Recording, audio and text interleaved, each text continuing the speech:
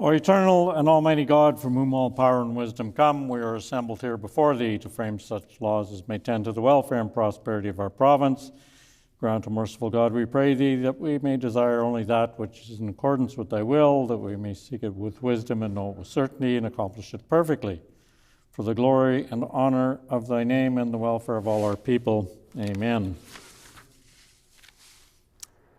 We acknowledge we are gathered on Treaty 1 territory, that Manitoba is located on the treaty territories and ancestral lands of the Anishinaabe, Anishinaabe, Dakota Oete, Dene, Sulene, and Neothorog nations. We acknowledge Manitoba is located on the homeland of the Red River Métis.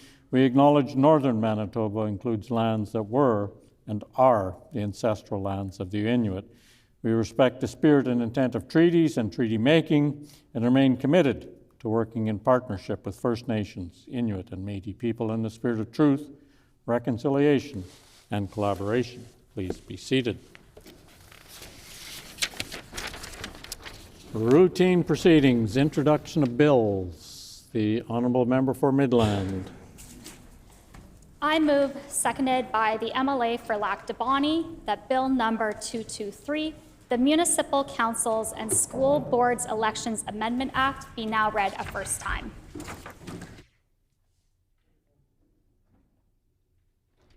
Been moved by the Honourable Member for Midland, seconded by the Honourable Member for Lac-du-Bonny, that Bill number 223, the Municipal Councils and Schools Boards Elections Amendment Act, be now read a first time. The Honourable Member for Midland. Thank you, Honourable Speaker. I rise today for the first reading of the Municipal Councils and School Boards Election Act. This bill seeks to correct a past oversight where some property owners have been taxed by local school divisions but not provided any vote or say on who is elected to make the decisions on how those taxes are spent. This amounts to taxation without representation and is undemocratic. This bill amends the Act to enable non-resident property owners to vote in school board elections. Voting will be limited to 2 non-resident owners per property. This will ensure all owners of the property are represented, but prevents any candidate from attempting to inflate support by adding owners to a specific property. The voters must be registered property owners for at least 6 months prior to the election they will be voting in. This will align our school board elections with our municipal elections and ensure fairness to all parties. I look forward to the support of the House for this bill. Is it the pleasure of the House to adopt the motion? Agreed and so ordered. The motion is accordingly passed. The Honourable Member for Brandon West. Honourable Speaker, I move, seconded by the member for Borderland, that Bill number 224, the Residency Requirement for Elections Act, be now read a first time.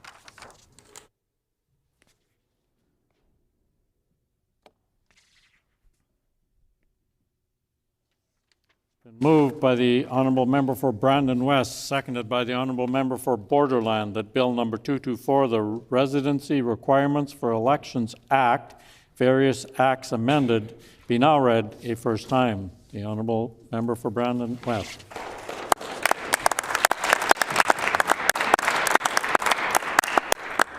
Bill 224, the Residency Requirements for Election Act, sets a fair stage for all Manitobans wishing to participate in their democratic process. This bill changes the residential requirements from 6 months to 3 months to be eligible to participate in elections, allowing those who choose Manitoba to be their province to live, work, and play in will also empower them to participate in choosing their candidate of choice after 3 months of residency. I look forward to all party support for Bill 224 to allow new Manitobans to have their voices heard in our democratic process. Is it the pleasure of the House to adopt the motion? Agreed and so ordered. The motion is accordingly passed. No further bills. Committee reports. Tabling of reports. Ministerial statements. The Honourable Minister of Families. Honourable Speaker, Today, November 25th, is the International Day for the Elimination of Violence Against Women. We honor survivors, mourn those we've lost, and demand an end to every system that excuses, minimizes, or enables violence against women, girls, and gender-diverse peoples. Today also demands we look directly at what so many still refuse to name. We are living through a relentless global epidemic of male violence. We've witnessed a year of systemic rape of women, girls, and even babies as weapons of war, literal babies. That is the level of male violence we are being asked to tolerate. Mass abductions and mass killings of women and children. In 2025, men still require laws to stop them from marrying children. And still, men protest those laws and get them successfully overturned so that they can marry literal children. We've seen online networks of men, including husbands, partners, and fathers, secretly uploading intimate photos and videos of women in their lives without their consent. These men literally hate the women in their lives. We also continue to watch the survivors of convicted sex offender Jeffrey Epstein fight for truth while powerful men remain shielded and protected. In Canada, we watched the televised sexual assault trial involving 5 male national hockey players. The trial is a reminder that prestige, money, and male loyalty still outweighs women's safety. On November 4th, Mexico's first female president, Claudia Sheinbaum, was sexually groped in public, a stark reminder that no level of power protects women from male violence. Here in Manitoba, both my office and the office of the Minister for Housing, Addictions, and Homelessness were firebombed. And because of our ministerial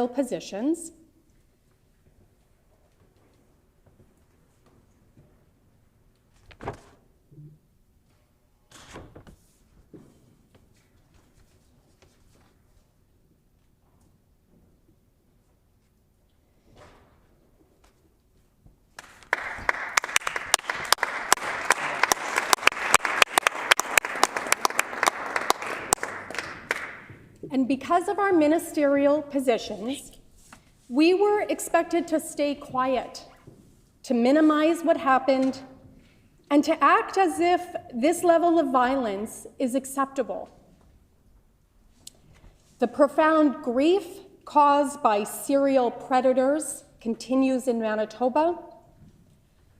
Between March and May of 2022, 4 Indigenous women, Rebecca Contois, Morgan Harris, Mercedes Myron, and Ashley Shingoose, were murdered by a serial killer. The Manitoba PCs campaigned on these murders, putting up billboards and releasing videos profoundly declaring that they would not search the landfill. It remains one of the most shameful political moments in our province's history. And just recently, we were dealt yet another blow when serial killer Sean Lamb was released after serving only 2/3 of his sentence. He murdered 3 Indigenous women, Caroline Sinclair, pregnant, Lorna Blacksmith, and Tanya Nipinek. He served the equivalent of 4 years for each of those Indigenous women's lives. On this day, my message to Sean Lamb is to walk yourself to the nearest police station and finally tell the truth about what happened to Tanya Nipinek and get yourself back to jail immediately. Naming male violence is not divisive. Male violence is what is divisive. Male violence is what destroys families, cultures, and communities. And despite the relentlessness of male violence, women and girls keep going. We keep fighting, we keep standing up for one another, we keep building communities and movements that save lives. No matter how heavy the world becomes, our strength never wavers, and it never will. I dedicate my ministerial statement to the women and girls of Sudan. Miigwech.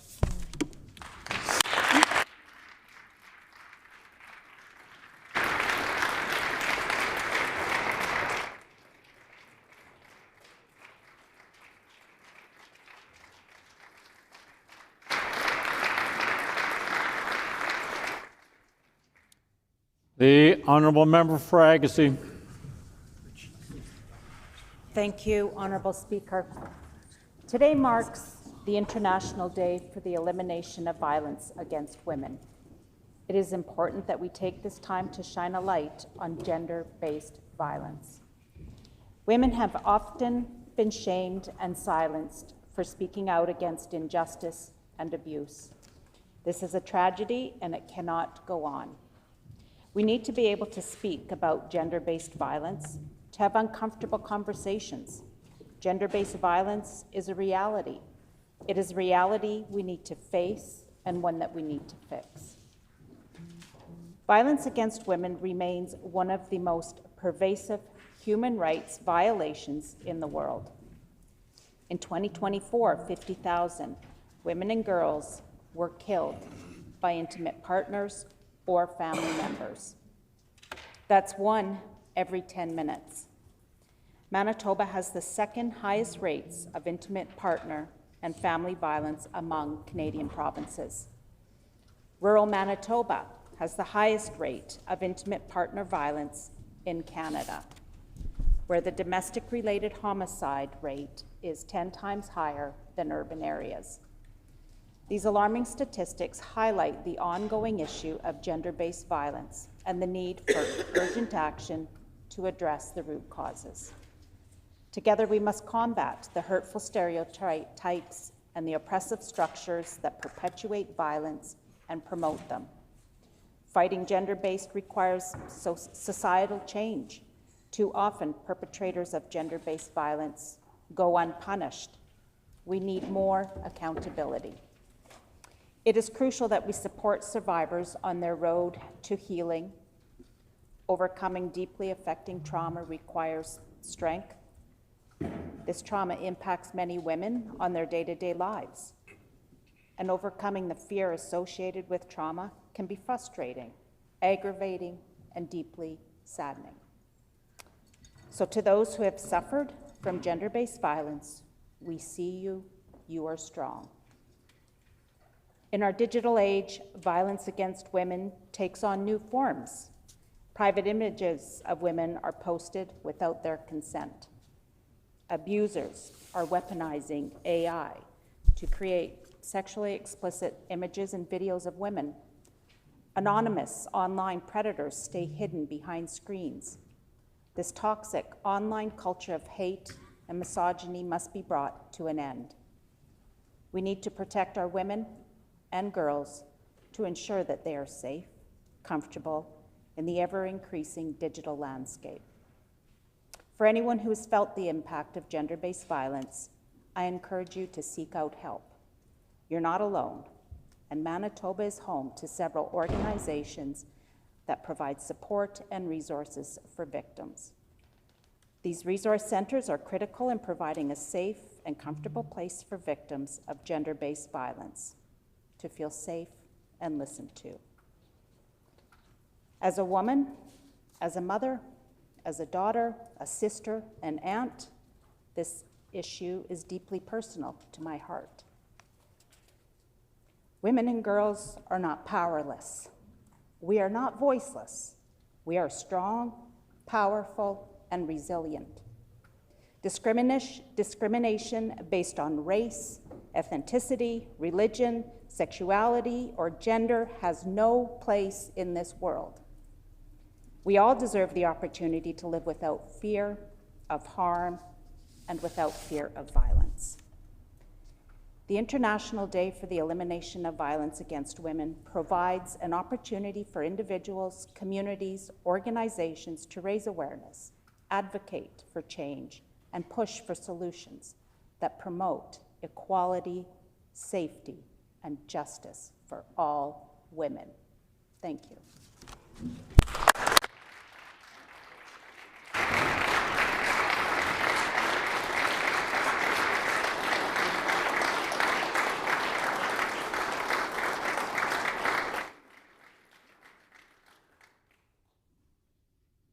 The honourable member for Tyndall Park. Honourable Speaker, I ask for leave to respond to the minister's statement. Does the honourable member for Tyndall Park have leave? Agreed, and so ordered. The honourable member for Tyndall Park. Over 32 years ago, the Declaration on the Elimination of Violence Against Women was adopted by the United Nations General Assembly, and since 1999, November 25th has been designated as the International Day for the Elimination of Violence Against Women. In Canada, 44% of women starting at age 15 who have ever been in an intimate partner relationship reported experiencing some form of physical, sexual, or psychological violence. This is both a major public health problem and a violation of a woman's rights. In Ontario, advocates are calling to formally declare intimate partner violence an epidemic to add urgency and emergency funding to the acute problem. We should do the same in Manitoba. We need to recognize that violence against women is rooted in unequal power relationships. Women are nearly 3 times more likely to have experienced partner violence than men, and significantly, immigrant and Indigenous women are further marginalized due to ongoing racism, which contributes to violence and is internalized by marginalized people, impeding their social and personal power. Factors including poverty, isolation from family and friends, language difficulties, and homelessness also contribute to the victimization of the most vulnerable women in society. Honourable Speaker, today begins the 16 days of activism against gender-based violence, and this year's theme is Unite to End Digital Violence Against All Women and Girls.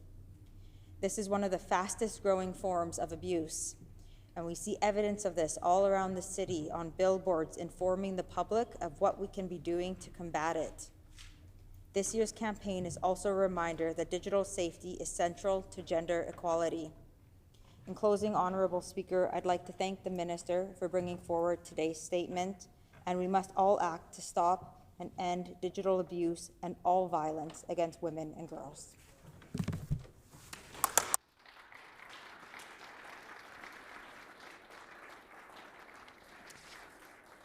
Prior to member statements, there are some guests in the gallery that will be leaving right away, so I want to take the opportunity to introduce them. We have seated in the public gallery from École Rivière Rouge, 40 grade 4 students under the direction of Nicole Trottier, and the group is located in the constituency of the Honourable Member for Kildonan River East. We welcome you here today.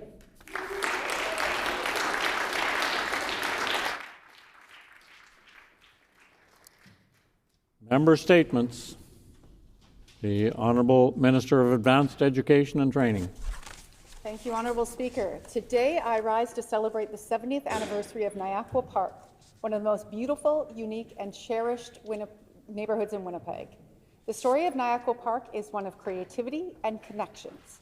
Designed in the 1950s by architect Nikola Zunik, the community was built to embrace the beauty of its natural surroundings. In fact, the name Niagara means winding river and honors the Seine River that flows right through the park. Nikola also envisioned a neighborhood where no two homes were the same. And as you wander through the community, you'll notice that each house was created with its own character and charm, all derived from 10 blueprints that he provided. And that thoughtful design has stood the test of time. Characterized by stunning mid-century modern homes nestled among mature trees, the cluster of bays feels like a secret escape from the bustle on nearby Fermor.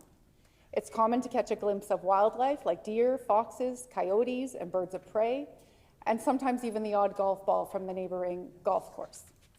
However, what makes Niagara Park truly extraordinary is its people. From book swaps to plant trades and movies in the park, these folks thrive on connection. To mark the occasion of the 70th anniversary, the community celebrated in style with a party in the park on September 13th.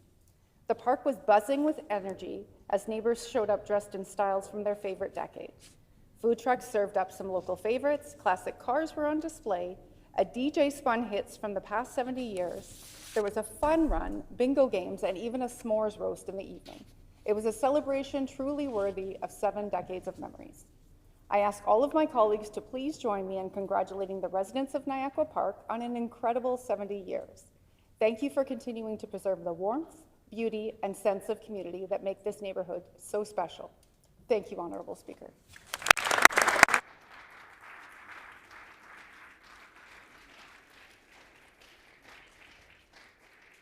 The Honourable Member for Roblin. I rise today to honor a group of women who are doing incredible work to fight ovarian cancer. Joining us in the gallery today are Krista Slatnik, Cindy Sanchez, and Jackie Maxted. I've spoken previously in this chamber about my friend Jackie, who was diagnosed earlier this year with ovarian cancer. Jackie was incredibly lucky because her cancer was detected in its early stages. But each year in Canada, over 3,000 women are diagnosed with ovarian cancer, and sadly, more than half will not survive beyond 5 years. Recognizing her own good fortune, Jackie got involved with Ovarian Cancer Canada. Together with her family, she organized a team for the Ovarian Cancer Walk of Hope, an annual event that is co-chaired by the amazing team of twin sisters Krista and Cindy, who lost their mother to ovarian cancer at the age of 53. Krista and Cindy have been tireless advocates for ovarian cancer research and access to genetic testing. This year's walk, held at Kildonan Park in September, raised over $80,000 for ovarian cancer research, advocacy, and improving support. Jackie served as this year's spokesperson. Her team, Maximum Ovary Drive, raised over $17,000 and was one of the top 10 fundraising teams in all of Canada. The symptoms of ovarian cancer can be vague, and there is no screening test. Survival statistics have not changed in the last 50 years. But there is incredible work happening right here in Manitoba. Recently, I had the privilege of touring Dr. Mark Noctegal's lab at the University of Manitoba, where he and his team are working every day to better understand ovarian cancer, detect it earlier, and develop potential treatments. Their work, alongside that of dedicated advocates like Krista, Cindy, and Jackie, gives us reason for hope that we can and we will change the trajectory of ovarian cancer for women in our province. Please join me in thanking Krista Slatnik, Cindy Sanchez, Jackie Maxted, and Ovarian Cancer Canada for all of their incredible efforts.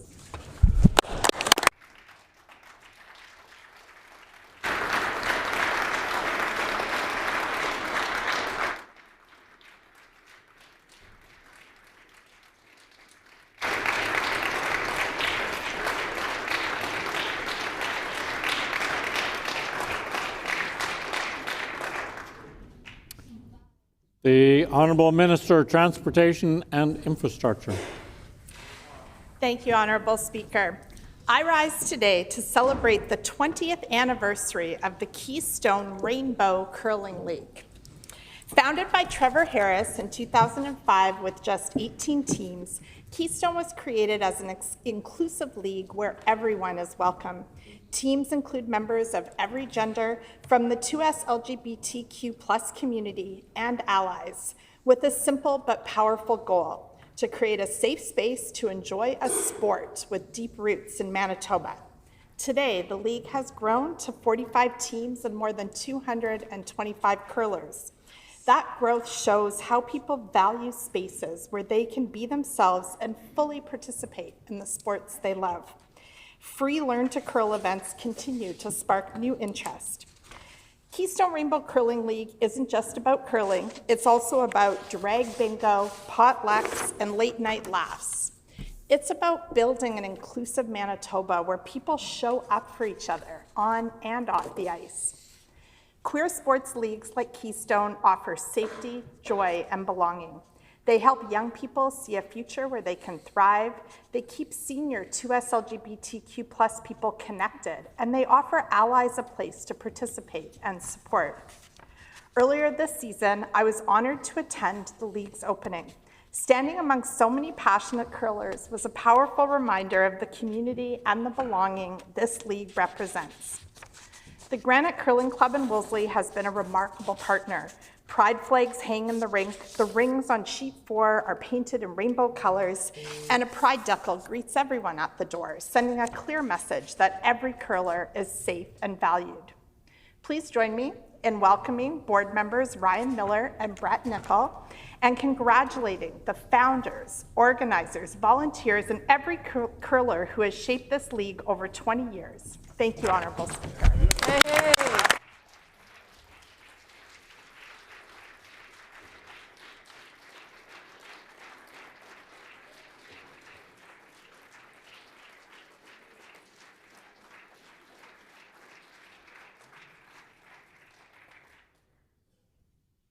The honourable member for Portage-La Prairie. Honourable Speaker, today I rise to recognize two individuals from Portage-La Prairie, Kelly Funk and Shane Moffat, the driving forces behind one of the most successful hockey tournament series in Western Canada, the Portage Cup. Since launching the Portage Cup in 2008, Kelly and Shane have built a 16-week tournament series that continues to grow year after year. This season alone, they are welcoming 405 teams, boys, girls, co-ed teams, with more than 5,200 participants taking to the ice. Honourable Speaker, their impact extends far beyond the rink. During the typically slow winter months of January and February, Portage-La Prairie is anything but quiet. Hotels are full, restaurants are packed, local businesses are booming, and our multiplex Stride Place is a hub of activity.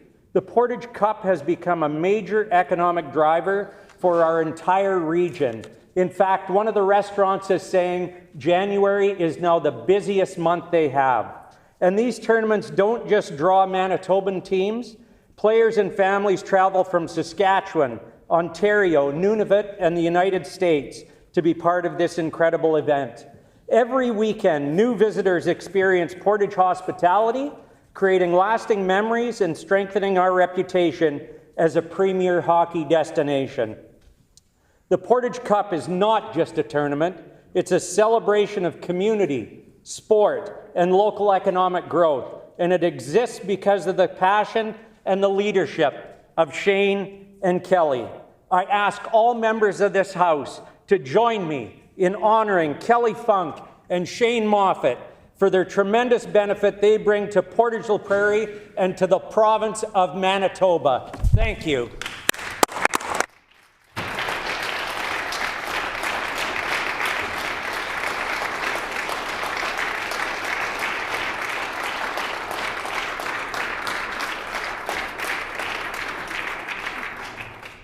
The Honourable Minister of Natural Resources and Indigenous Futures. Thank you, Honourable Speaker. I rise today to uplift 5 young Indigenous women musicians who make up the Winnipeg High School Band. Located on the Hollow Water First Nation, Elizabeth Bushy, Presley Cowley, Briella Hall, Alicia Hardesty, and Tori Redhead, who join us here today. With family ties not only in Hollow Water, but also Saugeen, Bloodvein, Shamattawa, and Woboden, these young women are truly an inspiration for the talent that exists in our communities. To watch and listen to them play is an absolute treat, as these young women have been playing for their entire school career. They have performed for audiences that number in the thousands, including a performance right here in the Rotunda. But fear not, if you have not had the opportunity to hear them perform.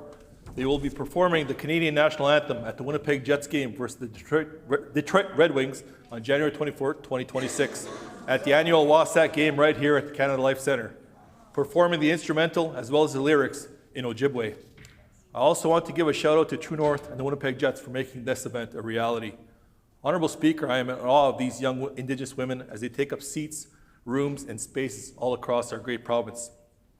As I look up and see these young women who join us in the gallery, I ask them to imagine. Imagine 50 years ago, your grandparents sitting around watching Hockey Night in Canada on one of only 2 channels that most of our communities got. And as they watched the national anthem being performed, not knowing that one day their very own granddaughter would be on that stage, on that ice, on that television, performing the Canadian National Anthem, let alone in our first language of Ojibwe. You make them all so proud. You make us all so proud. Congratulations. Honourable Speaker, I ask all my colleagues to please rise and show our support and appreciation for these extremely talented young Indigenous women. Miigwech.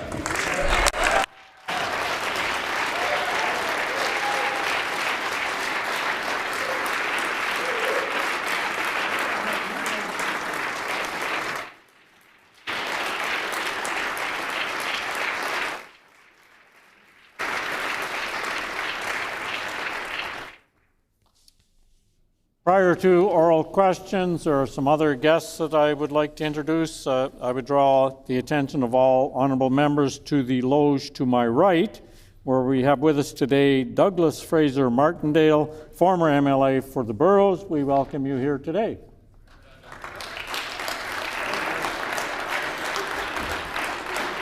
And further in the loge to my left, we have former member for Springfield, Gilles Rock, and we welcome you here today.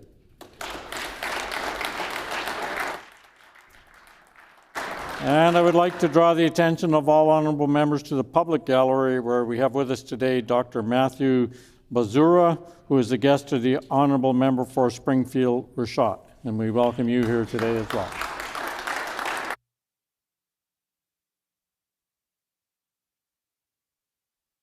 And I see we have another guest with us in the loge to my left. Draw attention of all honorable members there, where Stephen Fletcher, former member for Assiniboia, has joined us. We welcome you here today as well.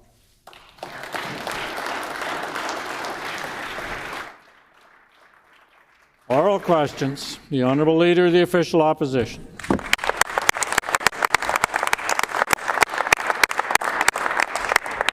Yesterday, I, like everyone else in this province, was shocked to hear that the Premier and the NDP Health Minister denied Jeremy Bray the life-saving medication he needed. The Health Minister called Jeremy's family and asked them to drive 3 hours to come meet with them. The meeting created a sense of hope in a young man and his family that is dying from spinal muscular atrophy. I spoke to the family about the joy they felt on their drive into Winnipeg, hoping that the medication would be approved. But in the blink of an eye, the family's hopes were crushed when the minister said, no, we will not cover the cost of the medication. A callous, heartless, and calculated decision that was made by this NDP health minister and premier. The premier now has sentenced Jeremy to death by denying him the life-saving medication he needs. Will the premier reverse that decision and approve the life-saving medication for Jeremy today? The Honourable First Minister. Honourable Speaker, I want to speak to Mr. Bray and to just say that Jeremy, I was very moved by the media reports overnight, and we have some positive news to share with you and your family here today. We have been in touch with Roche, the drug company that had been providing this medication, and I gather that there's some progress being made, and so I'm happy to share with the House and with all Manitobans that you are going to get the coverage of this probably for another year as we push to make sure that the federal drug regulator does their job in gathering the evidence of this next step. This would not have happened were it not for the health minister's efforts on this file. In your public commentary, Jeremy, you said that you love Manitoba. And I want to take this opportunity on behalf of the province to say Manitoba loves you. Yeah. And so long as we're around, you are going to get the health care that you need. The Honourable Leader of the Official Opposition on a supplementary question. Thank you, Honourable Speaker, and that is good news to hear. But why all the games? Why all the games from the Premier and the Health Minister? Why make the family drive out 3 hours at the end of day and have them drive back to just announce 12 hours later that magically this drug is approved? This Premier is playing games. He's playing games with people's lives, and that's proof of it today. Magically within 12 hours, this Premier says it's probably going to be approved for a year. So will the Premier commit today that he is going to guarantee that Jeremy Bray's medication will be covered for 1 year from today, or will he just keep playing games with people's lives? The Honourable First Minister. You know, Jeremy has shown remarkable tenacity and perseverance in fighting not only this terrible ailment, but also in advocating eloquently and forcefully in public. Of course, these sorts of situations require a lot of work on the administrative side. These things typically occur behind the scenes. I'll table for the member opposite some of the advocacy work that our Minister of Health has made on Mr. Bray's behalf. But again, the point is this: Manitoba is stepping up to ensure that you get the pharmaceutical coverage that you need. We would love it if this pharmaceutical company would be donating this medication prior to its approval here in Canada, but in the interim, we're willing to work with them in finding a path forward. And so I want to take this opportunity to thank our health minister for continuing to work on this file to ensure that even if the opposition members give up, Member's time has expired. The Honourable Leader of the Official Opposition on a final supplementary question. Again, Manitobans will see the Premier is playing games. I asked him a plain and simple question. Will he commit today to guaranteed funding for 1 year for Jeremy? He won't answer it. He says that he's reached out to the pharmaceutical company for a donation. He won't commit the funds. He won't guarantee that this coverage will be guaranteed for a year for Jeremy. It's not the first time the Premier has done this. Earlier this month, a family in Steinbach, after months and months of reaching out to this health minister with no response, then finally, with advocacy from the member from Steinbach and thousands of Manitobans, this health minister finally woke up and said, oh yeah, okay, we'll cover that life-saving medication for a 5-year-old boy, after months of games. And again, here with Jeremy, more games. So will the Premier commit today to 100% guaranteeing that he will cover the cost of the medication for Jeremy for 1 year? The Honourable First Minister. I'll take this opportunity to continue saying nice things about Mr. Bray, who has done a remarkable job of advocating for himself. I was very moved as a parent to see his parents' efforts on his behalf. And I would say that we're stepping up. Your health minister is stepping up and doing the right thing here. Yes, when I say something, it happens. Right. 1 year of drug coverage. Just like I said we'd cut the gas tax, and we did. Just like I said we'd search the landfill, and we did. Just like I said we'd staff up healthcare, and we did. Today I'm saying your health minister is going to get you the medical coverage that you need. Member opposite might want to explain why they didn't provide this coverage when they were in government. That's right. The Honourable Leader of the Official Opposition on a new question. Well, let's talk about all the broken promises by this NDP government and Premier. Healthcare is worse. Crime is higher than it's ever been. Affordability is not affordable for Manitobans anymore. Order. Our economy is dead last.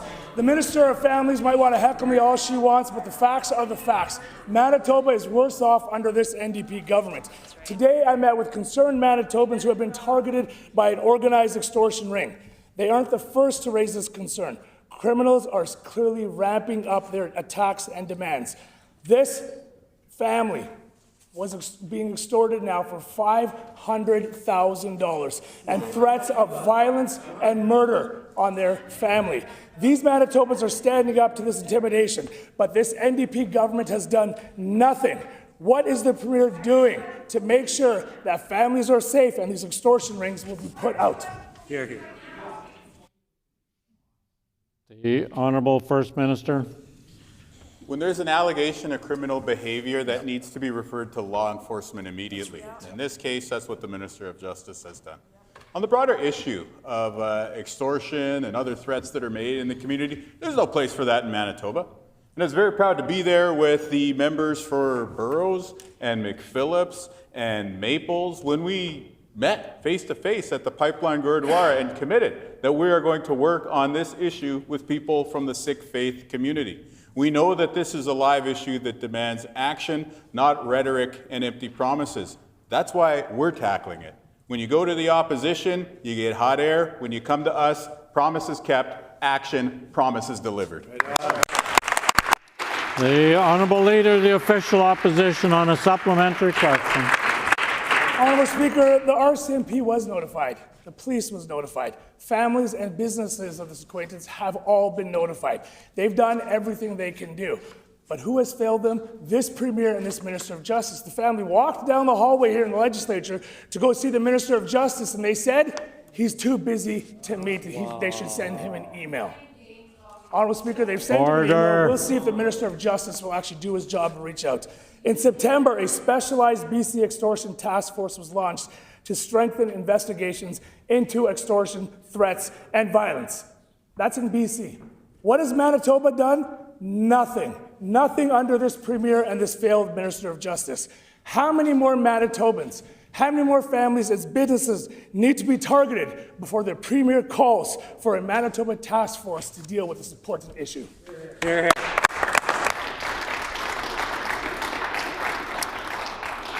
The Honourable First Minister. We do have a task force. That's right. It's tackling meth. It's tackling drugs. The terrible scourge that is tearing apart our communities. What did the Conservatives what did they do during their time in office? That's right. Nothing. They watched it get worse. Came in here every single day, $100 grand a year, doing absolutely nothing on cracking down on drugs. What an absolute disgrace. Comes to threats being issued in the community? For sure. We'll add that to the many, many items that our Minister of Justice is showing leadership on. But I have to call out the members opposite. The PCs used to be the party of law and order. They forfeited that. They used to be the party of fiscal conservatism. They forfeited that. You look at them today, the member for Springfield-Rashad, their leader, the member for Borderlands, they campaign on fringe issues targeting trans children in our community. If they ever want a shot at government, leave the trans kids alone. Focus on the criminals. Focus on the cost of living. Focus on health care. That's what we're doing because we work for you.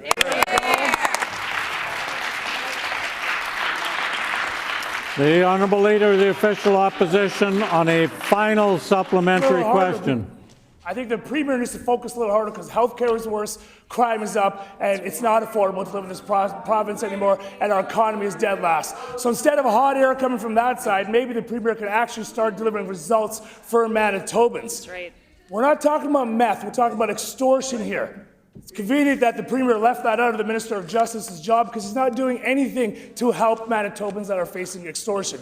BC, Alberta, and Ontario are working together to share resources and information, but who's left out of there? Manitoba. This failed Minister of Justice isn't doing anything. He won't even meet with families that are being extorted right now. Can the Premier explain? The Minister of Families wants to have to me while we talk about violence and threats. After her ministerial statement, that's rich coming from her, Honourable Speaker. Order. Will the Premier do something to help these families and protect Order. Government bench needs to come to order. The Honourable Leader of the Official Opposition. Shameful for the Minister of Families to ask that way when we're talking about violence and threats. Will the Premier do something today to assure this family that time has expired.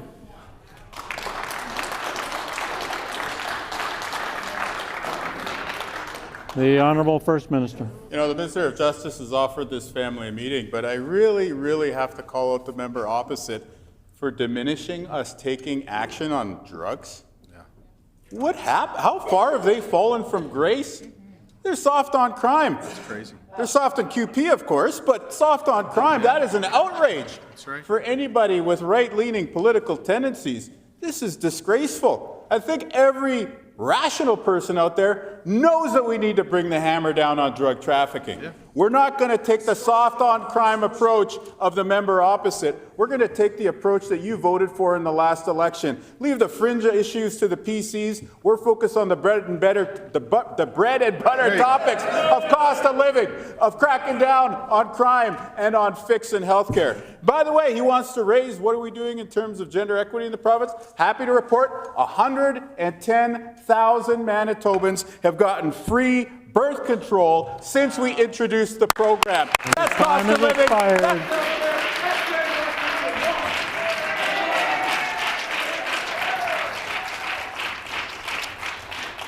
The Honourable Member for Midland. Honourable Speaker, under this NDP government, Manitobans continue to face historic, unprecedented education property tax hikes. When the NDP irresponsibly removed the rebate and 2% cap on school divisions, over 55% of Winnipeg property owners are now worse off, and the NDP hiked school taxes to historic levels across the province. Families are stretched, seniors are struggling, yet this NDP is adding more taxes with no relief. Will the NDP reverse tax and remove education taxes from properties altogether? The Honourable Minister of Finance. Honourable Speaker, when it comes to education and property tax relief, what did the members opposite do? They provided it to billionaires on Bay Street. Shameful. Checks for billionaires. What are we doing on this side? Checks for Main Street. Checks for Manitobans. $1,500 off your education property taxes. And of course, Honourable Speaker, we didn't stop there. That's going up to $1,600 this tax season, and that's in addition to a huge range of affordability things that we're doing to support Manitobans. Hydro rate freeze. We, of course, cut the gas tax. We brought in a permanent gas tax cut. And beyond those education and property tax reductions, we're also, of course, have brought in a middle-class tax cut to support Manitobans across the province. They made life more expensive for Manitobans year after year. They didn't take action. We're making life more affordable. The Honourable Member for Midland on a supplementary question. Honourable Speaker, that $1,600 provides little comfort to those who have joined us in the gallery who are not only paying higher property taxes in Winnipeg, but are also paying a 27% NDP tax hike on their generational properties in the Arm of Victoria Beach. When this NDP cancelled the 50% education property tax rebate, he left out cottage owners and small businesses. They're collecting $350 million on the backs of Manitobans, which is equivalent to the 1% PST increase from Greg Sellinger's days. Despite being unsustainably taxed, these property owners do not even have a say in who they vote for in school divisions. This is taxation without representation. Will this minister support democratic reforms to school board elections to ensure accountability for those out of control? Member's time has expired.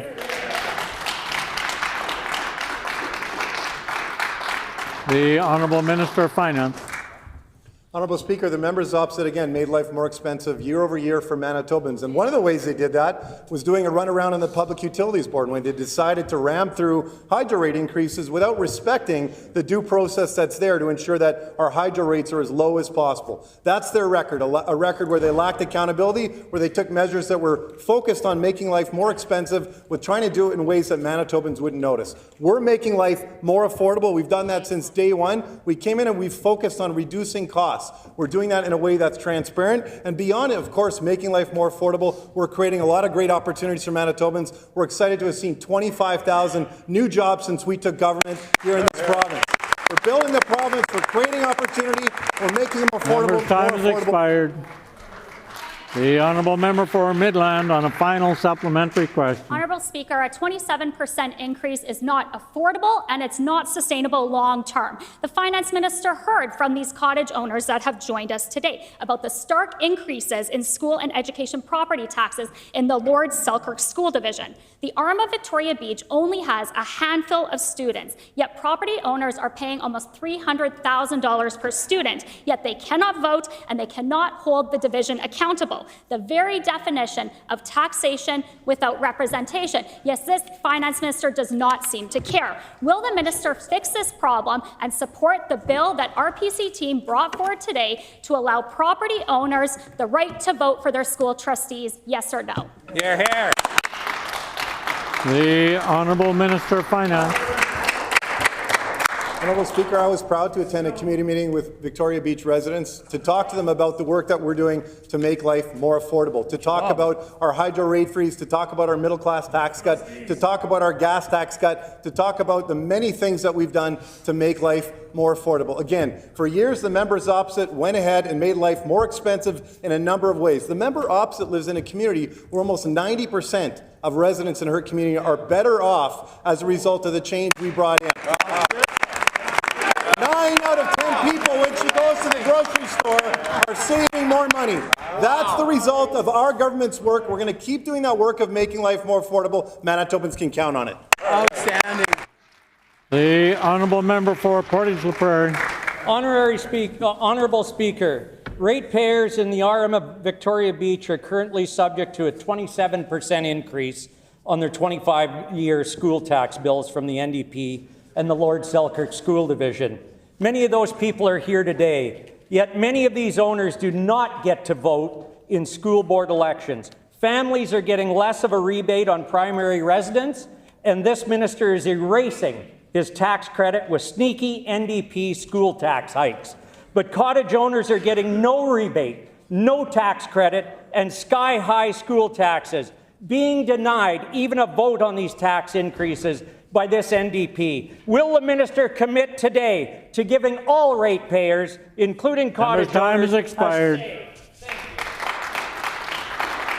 The Honourable Minister of Finance. What Manitobans can count on is that we're going to keep making life more affordable. What I want to point out for the MLA for Portage la Prairie is that in his own community, 95% of residents are better off under our approach. He's uncomfortable. You can tell. Honourable Speaker, when the member's in the grocery store, when he's at the hockey rink, when he's out and about in his community, more than 9 out of 10 of the people surrounding him are better off as a result of our government's policy. So I ask him, does he support our work, knowing that we're making life more affordable for the members of his own constituency? Yes or no? The Honourable Member for Portage la Prairie on a supplementary question. Thank you, Honourable Speaker. I'd like that minister to come to my house and listen to those people he's talking about. 9 out of 10? No way. This issue stretches far beyond Victoria Beach, where homeowners, families, seniors, and farmers are all paying more. In Portage la Prairie, small businesses have had their school tax rebate erased by this finance minister. In 1RM, where there are only a handful of students, the property owners are paying as much as $300,000 per student. Yet most of them have no vote. The minister can fix this by supporting our PC bill to give all ratepayers a vote. Will the minister reverse course, support our bill, and stop taxing owners? Time has expired. The Honourable Minister of Finance. Honourable Speaker, no comment on the dinner invite, but I will say I do have commentary about the impact of our policy. So as we said, 97% of those living in Midland are better off, 95% of those in Portage la Prairie, 90% of those in Selkirk are better off, 90% of those in Morden Winkler are better off. This policy is putting more money in the pockets of Manitobans. And again, Honourable Speaker, we are so proud that that is in addition to the benefits that we're bringing to Manitobans through our permanent fuel tax cut, through our hydro rate freeze, through our broad middle class tax cut, in addition to about 20 other ways to save. We are focused on making sure that we make life more affordable for Manitobans because we know after many years under their leadership, life is getting more expensive. The Honourable Member for Portage la Prairie on a final supplementary question. Thank you, Honourable Speaker. Sorry to the people from the RM of Victoria Beach, you're not getting an answer today. Anyone with a home above the provincial average is paying more in NDP school taxes and getting less of a rebate this year. Seniors, fixed incomes, and cottage owners can't afford these increases. They're thinking they may have to sell their family homes that they can no longer afford. Why has this minister created such a terrible tax scheme so harmful to Manitoban homeowners? And why won't he give the cottage owners of Victoria Beach a vote on his school tax hikes? The Honourable Minister of Finance. I'm going back to the well, Honourable Speaker. What is he talking about? 95% of the residents of his community are better off as a result of this policy, along with almost everybody on that side of the House. They're seeing huge savings as a result of our policy. Again, that's in addition to 25 ways to save that we brought in budget. We know that for years, the members opposite made life more expensive. We've talked already today about hydro rates. They use new and novel ways to go around the pub, do a runaround. That was, of course, after they tried to kneecap them with their Bill 36. Taxes on renters, those in Manitoba that need some of the highest level of support. What did they do? They raised taxes on renters. In addition to raising costs for farmers on Crown lands, they took no action on energy costs for years. Charged sky-high fuel taxes every day they were in government. We're doing the work. We're going to make life more affordable. Manitobans can count on it. The Honourable Member for Brandon West. Earlier today, we heard from Manitobans who were being targeted by an organized extortion ring. We are seeing this criminality move in from BC, who actually has a plan on extortion. This government needs to act now. The NDP made it clear they do not support our calls for changes to the criminal code to enshrine the right to defend oneself and their family. So this is clearly on the minister and his entire caucus. This isn't the first incident, and the criminals are only getting bolder. So why has the minister been silent on such an important issue? The Honourable Minister of Justice. Well, thank you, Honourable Speaker. And of course, we are doing work when it comes to organized crime in this province. In fact, one of the first bills that we brought forward to this House was on organized crime, and it was on the Unexplained Wealth Act. That is something that Manitobans support because they know if we can disrupt organized crime in our communities, we can make a difference. When it comes to arson and extortion plots in the city of Winnipeg, we're working very closely with the mayor, with WPS, and of course, the Manitoba Criminal Intelligence Center, which is helping to disseminate this information and really target those who are perpetrating this. We're going to continue to work with community and with law enforcement to make our communities safer.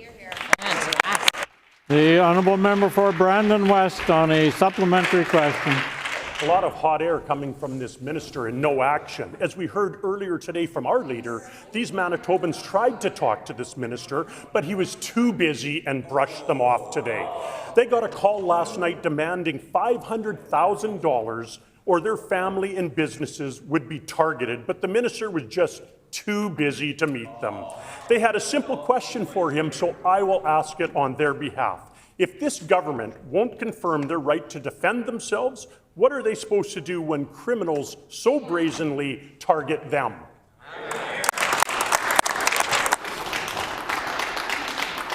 The Honourable Minister of Finance. Well, Honourable Speaker, as the Premier indicated earlier, we have offered a meeting with the individuals who came into my office. What I will say is that this is a very serious matter, and we referred this to... The Honourable Minister of Justice, apparently your mic wasn't on. The Honourable Minister of Justice. Thank you very much, Honourable Speaker. As I was saying, very serious allegations and very serious situation. That's why we've referred this to major crimes with the WPS. We're ready to work with the families who came to the legislature. Obviously, I wasn't in the building when they came to meet, but I'm very, very eager to listen to their concerns. But I want to just stress this is a very serious issue, and so it is important that they refer this directly to WPS, that they continue to work with us and with law enforcement to ensure that their personal safety is paramount at this time. The Honourable Member for Brandon West on a final supplementary question. A very serious allegation indeed, Honourable Speaker, and it needs action, not silence from this minister. The WPS is investigating, but we're left with no choice but to advise the family to look into hiring private security. And that, Honourable Speaker, is justice in Manitoba under this NDP, where police are stretched beyond their limits and families are only guaranteed safety if they can pay. When the Minister of Families was threatened, the public picked up the tab for additional security. The Premier gets a full-time armed security detail, but when hardworking Manitobans are left on their own, when the families are specifically targeted, when will this minister take action and protect all Manitobans? The Honourable Minister of Justice. I want to caution the member opposite for his suggestion to the public that they should be taking justice into their own hands. It's about safety, and it's about ensuring that nobody is seriously injured. That's why we work with law enforcement. That's why we partner with law enforcement. That's why we trust the work of law enforcement. Right. Now, there are constructive ways that we can work with community and we can ensure safety. When it comes to arsons in this city, our security rebate program that was, for homeowners now has been extended to businesses. They're telling us this is going to be an important tool to improve lighting and security and more surveillance. These are the kinds of ways that we as government can support the community, but references to vigilante or taking the law into your own hands, I think that's time has expired.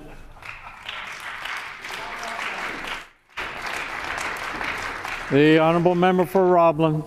Let's recap what the last year has been like for frontline healthcare workers in Manitoba. On March 26th, the nurse was violently assaulted in the emergency room at Grace Hospital. On July 2nd, 3 staff members were sexually assaulted on and around the Health Sciences Centre campus. On October 19th, a healthcare aide was choked in the emergency room at Health Sciences Centre. On November 2nd, a doctor was assaulted at HSC. On November 8th, a nurse was sexually assaulted in the parkade at St. Boniface Hospital. How many more frontline healthcare workers will be assaulted at work before this minister takes action? The Honourable Minister of Health, Seniors and Long-Term Care. All healthcare workers should know that they can go to their jobs and go home safe at the end of the day to their families and communities. Any violence, harassment, harm against healthcare workers is wrong, full stop. There is no place for that in our healthcare system or anywhere in our province, quite frankly. As a government, we take our role and responsibility in creating safer and more secure healthcare spaces very seriously. We've been working with experts across the province to take steps in the right direction, and we've been working with the Department of Justice, Winnipeg Police Services, and others in order to make sure we're taking steps that were not taken for 7.5 years by the previous government. Good job. The honourable member for Roblin on a supplementary question. If the minister had taken action on these items, then we wouldn't currently have 2 hospitals grey listed as we speak. On April 28th, a nurse was choked and nearly stabbed with a needle in the emergency room at Brandon Regional Health Centre. On September 30th, a stabbing occurred in Thompson General Hospital. On December 24th, 2024, a man fired his gun in the chapel at Thompson General Hospital. In fact, in 2024, RCMP were called to the Thompson Hospital 557 times. And just yesterday, a knife-wielding man was arrested at Swan Valley Health Centre. Manitoba Nurses Union President told media earlier this month, there is not a corner of this province where there isn't violence and abuse happening to frontline workers daily, on every shift, every day, and it is absolutely not acceptable, and nurses are not. Member's time has expired. The Honourable Minister of Health, Seniors and Long-Term Care. Honourable Speaker, as a nurse myself and as someone who has unfortunately experienced violence in the workplace as a nurse, I understand on a personal level how devastating and traumatic those moments can be. I take this with the highest level of seriousness.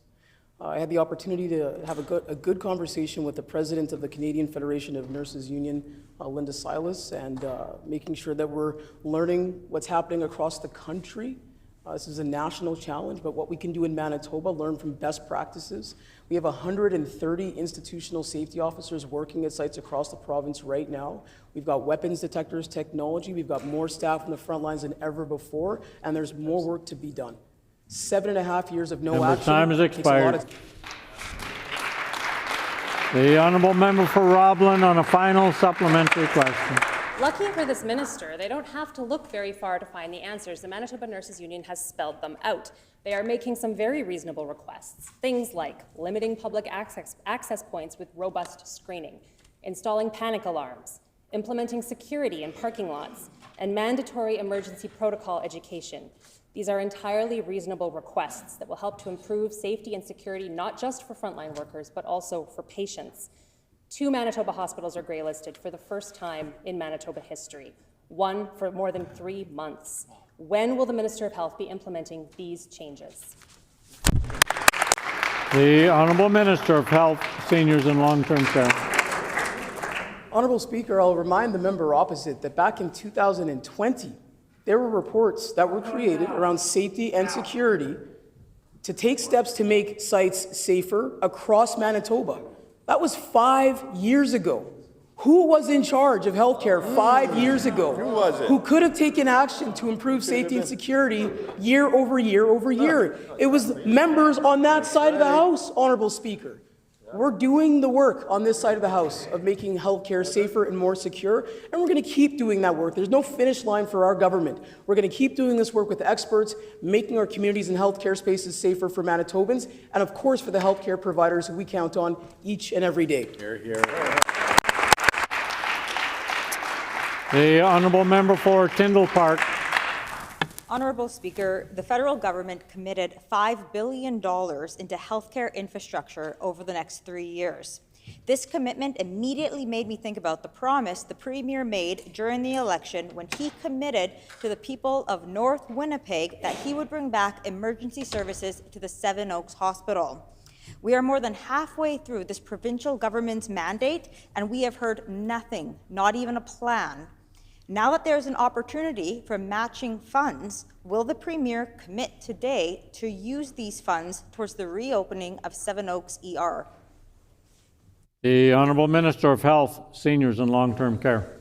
I want to thank the member for Tyndall Park for reminding all of us of the magnitude of the damage that was done by the previous government to close 3 of our largest and most significant emergency rooms here in Winnipeg and fired the healthcare workers, including nurses, who staffed them. On this side of the House, we have made a commitment to Manitobans to staff up the front lines first and foremost, and that would allow us to take the steps of reopening emergency rooms. Over 3,500 net new healthcare workers and growing means that we can successfully reopen Ericsdale and, of course, the Victoria Emergency Department. That work is well underway, Honourable Speaker. And, of course, we're going to keep moving in the direction that allows us to reopen the Seven Oaks ER. It's important that we do everything we can to build capacity across the healthcare system and make sure no matter where you live, you get the healthcare that you need. Member's time has expired. The Honourable Member for Tyndall Park on a supplementary question. Honourable Speaker, during the last election, the Premier campaigned on reopening the ER at Seven Oaks Hospital. We now have the federal government who has committed $5 billion towards healthcare infrastructure. Will this provincial NDP government commit to Manitobans that they will provide the matching funds for any healthcare facility in Manitoba, or are we going to miss out? The Honourable Minister of Health, Seniors and Long-Term Care. Honourable Speaker, I thank the member for that question. We're still, working on getting a bit more clarity from Canada in terms of the details of that commitment. We had a really great but very brief FPT with the Federal Health Minister, Michelle, last week to talk about that and other items that they brought forward. And we're going to keep working with our partners at the federal level to make sure that here in Manitoba, we're making investments that strengthen healthcare. I would ask and encourage that member to talk to her federal Liberal member colleagues and ask them to advocate for Manitoba to get our fair share. Happy to work together with her on that. And I just remind her and members of this House that members on that side of the House were the folks who made devastating cuts to healthcare. On this side of the House, we're fixing it. The Honourable Member for Tyndall Park on a final supplementary question. Honourable Speaker, in the last provincial election, the Premier of Manitoba campaigned on a promise that he will reopen the ER at Seven Oaks Hospital. Another throne speech has come and gone, a list of priorities that this government is committing to make over the next year, and there was not one mention of Seven Oaks Hospital ER, Honourable Speaker. The North End continues to be neglected under this NDP government. With the new federal investments, $5 billion being provided for healthcare infrastructure, will the Premier commit today to the reopening of the ER before the next election?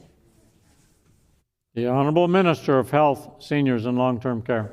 Honourable Speaker, I certainly appreciate the members' energy around advocating for that part of the city and the province. We've worked very hard as a government to build more capacity. I, very early on in becoming the minister, sat down with folks at Seven Oaks and heard their concerns. We made increased investments so they had more physician capacity at that site. We've made sure they can hire more doctors to practice at that site.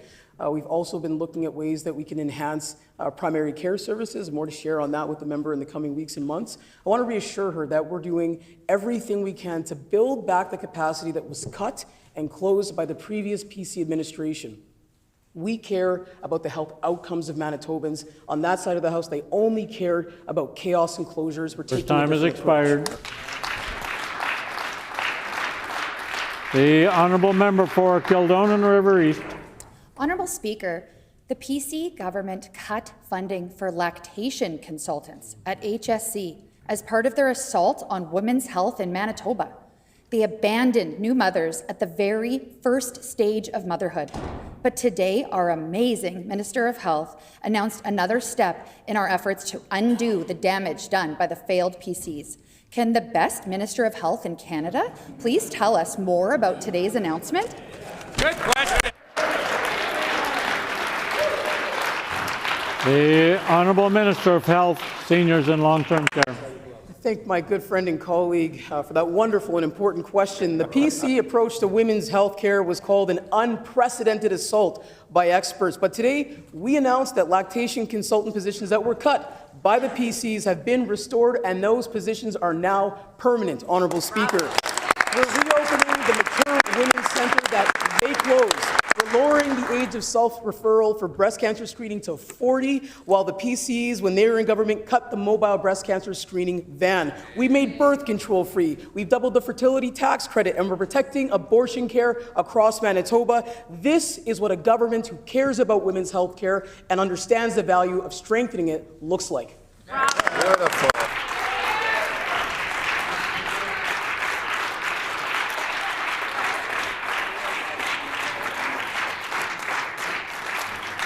The Honourable Member for La Vérendrye. Thank you, Honourable Speaker. I've recently shared that our GDP growth is only 1.1%. That means Manitoba is now dead last in the country for economic growth, and warning signs are piling up. When you combine the slowest GDP growth in Canada, shrinking investment, and declining trade, it paints a picture of a province sliding towards economic collapse. And this isn't just numbers on a page. In my own constituency, companies are telling me they're preparing to leave Manitoba after being ignored or outright ghosted by this government. My question is, does the minister understand how serious this is, and what is this government doing to prevent the growing... The Honourable Minister of Business, Mining, Trade and Job Creation. Honourable Speaker, members' opposite record on economic development was atrocious. That's why they failed as a former government. They had Manitobans fleeing the province, leaving to other jurisdictions, companies leaving as well. That's their record. On top of the fact they had skyrocketing inflation and stagnant job growth. Turn the page. NDP government in charge of growing and stimulating the economy. What's our track record?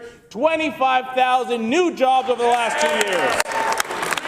That's 3,400 new construction jobs, third highest rate in the country. 2,700 new wholesale trade jobs, second highest in the country. 1,600 new agriculture jobs, second highest rate of growth in the country. That's a record we can stand on.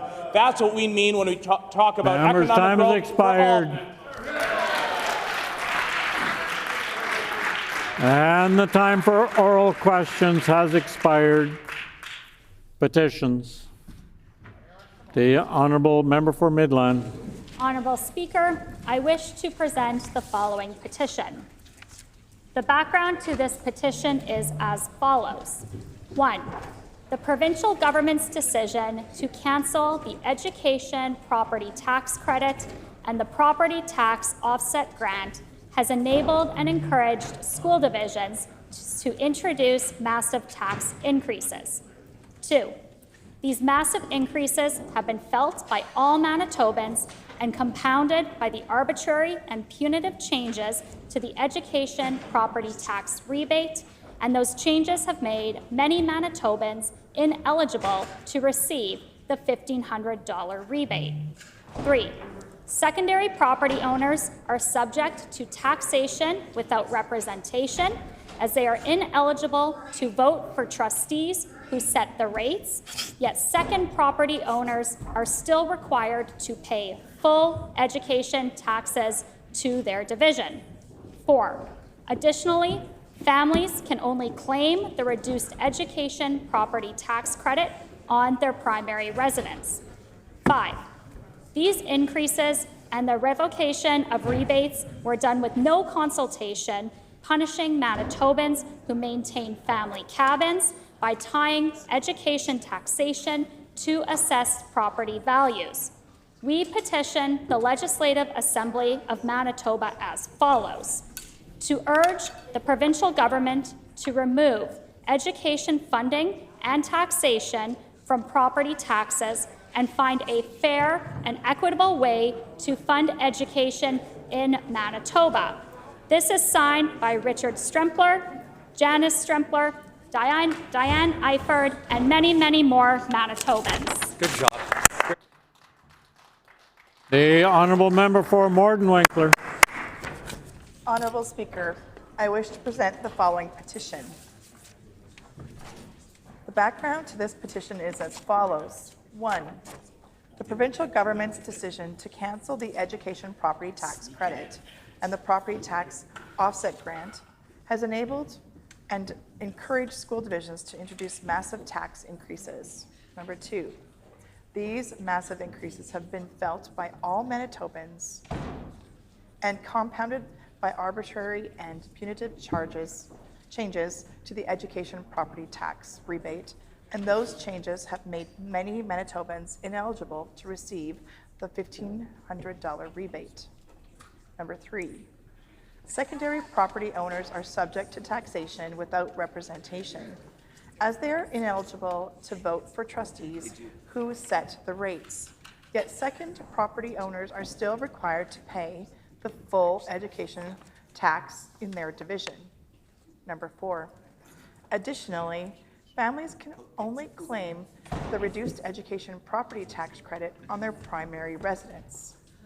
Number 5, these increases and the revocation of rebates were done with no consultation, punishing Manitobans who maintain family cabins by trying education taxation to asset property values.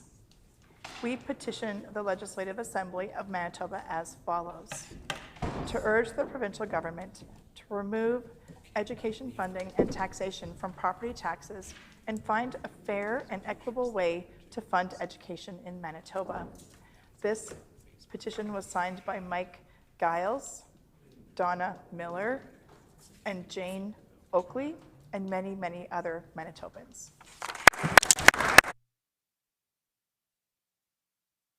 The honourable member for Lakeside. Thank you, Honourable Speaker, and I wish to present the following petition to the Legislative Assembly of Manitoba.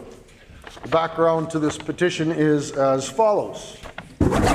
Number 1, the provincial government's decision to cancel the education property tax credit and the property tax offset grant has enabled and encouraged school divisions to introduce massive tax increases. Number 2, these massive increases have been felt by all Manitobans and compounded by arbitrary and punitive changes to the education property tax rebate, and those changes have made many Manitobans ineligible to receive the $1,500 rebate. Number 3, secondary property owners are subject to taxation without representation, as they are ineligible to vote for trustees who set the rates. Yet second property owners are still required to pay full education taxes in their division. Number 4, additionally, families can only claim the reduced education property tax credit on their primary residence.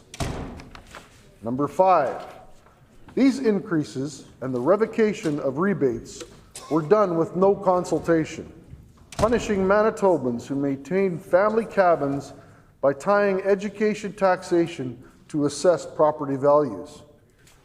We petition the Legislative Assembly of Manitoba as follows: to urge the provincial government to remove education funding and taxation from property taxes and find a fair and equitable way to fund education in Manitoba. This petition has been signed by Jessica Ansu, Brian Glowacki, and Bernice Glowacki, and many, many other fine Manitobans. Thank you, Honourable Speaker. No further petitions, orders of the day, government business.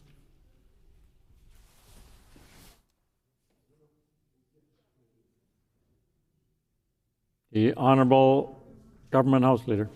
Honourable Speaker, pursuant to Rule 34(7), I am announcing the private member's resolution to be considered on the next Tuesday of private members' business will be one put forward by the Honourable Member for Thompson.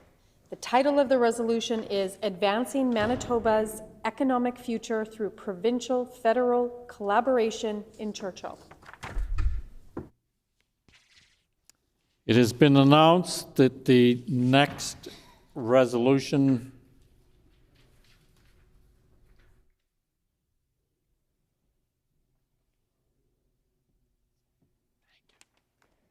It has been announced that pursuant to Rule 34(7) that the private member's resolution to be considered on the next Tuesday of private members' business will be the one put forward by the Honourable Member for Thompson. The title of the resolution is Advancing Manitoba's Economic Future Through Provincial-Federal Collaboration in Churchill. And now, the House will resume debate on the address in reply to the speech from the throne and amendment thereto, standing in the name of the Honourable Member for Agassiz, who has 3 minutes remaining. The Honourable Member for Agassiz.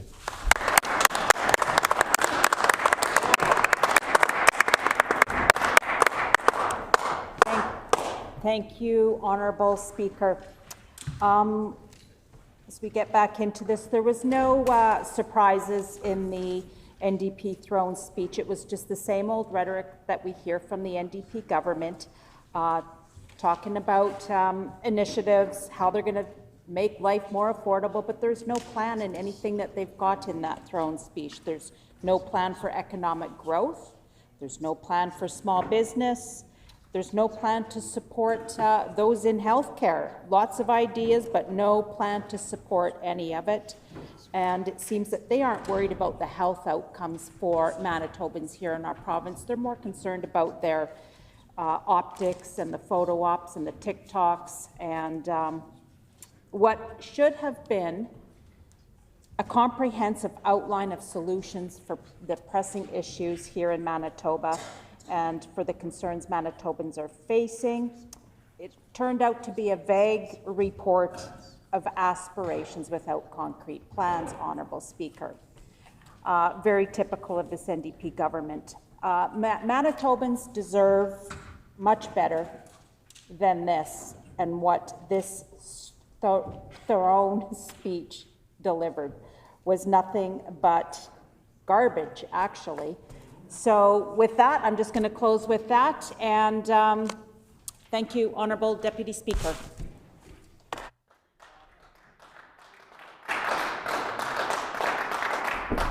The Honourable Member for Fort Richmond.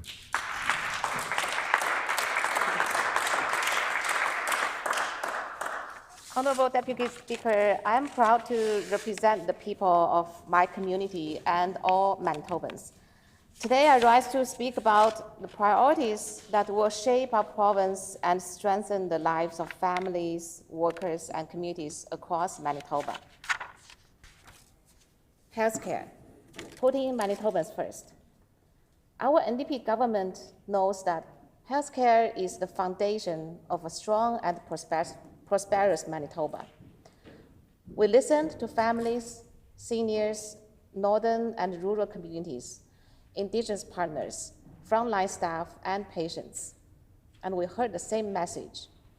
People want timely, high-quality care close to home, delivered by respected workers who have the support and tools they need. That's why healthcare sits at the heart of our plan to build one Manitoba, alongside affordability and public safety. A strategic physician-led plan is now underway to cut ER wait times, improve patient flow, and make sure people are seen by the right provider at the right time. This means fewer hours waiting in hallways, faster care for urgent cases, and a system that works when families need it most. Manitobans asked us to cut red tape and modernize. Digital health cards are coming to make access easier and reduce administrative headaches for families and staff. Alongside this, a new secure patient portal will give people convenient access to lab results and immunization records, helping them manage care plans and avoid duplicate tests. After years of cuts that hollowed out our health system, we are rebuilding the workforce so Manitobans can count on care when they need it. In the past year alone, we have hired 3,500 net new healthcare staff, including manning for the Victoria Hospital, providing more nurses at the bedside, more doctors in clinics, and more allied professionals supporting care teams. so wait times come down and patients are seen faster. Most importantly, our government knows that timely care close to home matters. That's why we opened 4 new extended hours primary care clinics at Grace, Concordia, St. Boniface, and Victoria Hospital. These clinics are already helping families get appointments sooner, manage chronic conditions before they become emergencies, and avoid unnecessary trips to the ER. Honorable Deputy Speaker, at the Victoria Hospital, the extended hours for the primary care clinic now run until 11:30 p.m. and weekends, making care more accessible for families in South Winnipeg. And we're going further. Construction on the brand new emergency department at Victoria Hospital begins this January. I was proud to stand alongside Premier Wapkinu at the press conference announcing this historic investment. The new ER will include a high observation unit, expanded diagnostic capacity, and more inpatient beds, bringing emergency care back to South Winnipeg after years of neglect. This is what keeping promises looks like, and it's a major step forward, reducing wait times and strengthening care for every family in Fort Richmond. Honorable Deputy Speaker, in Fort Richmond, we know that seniors are the heart of our community.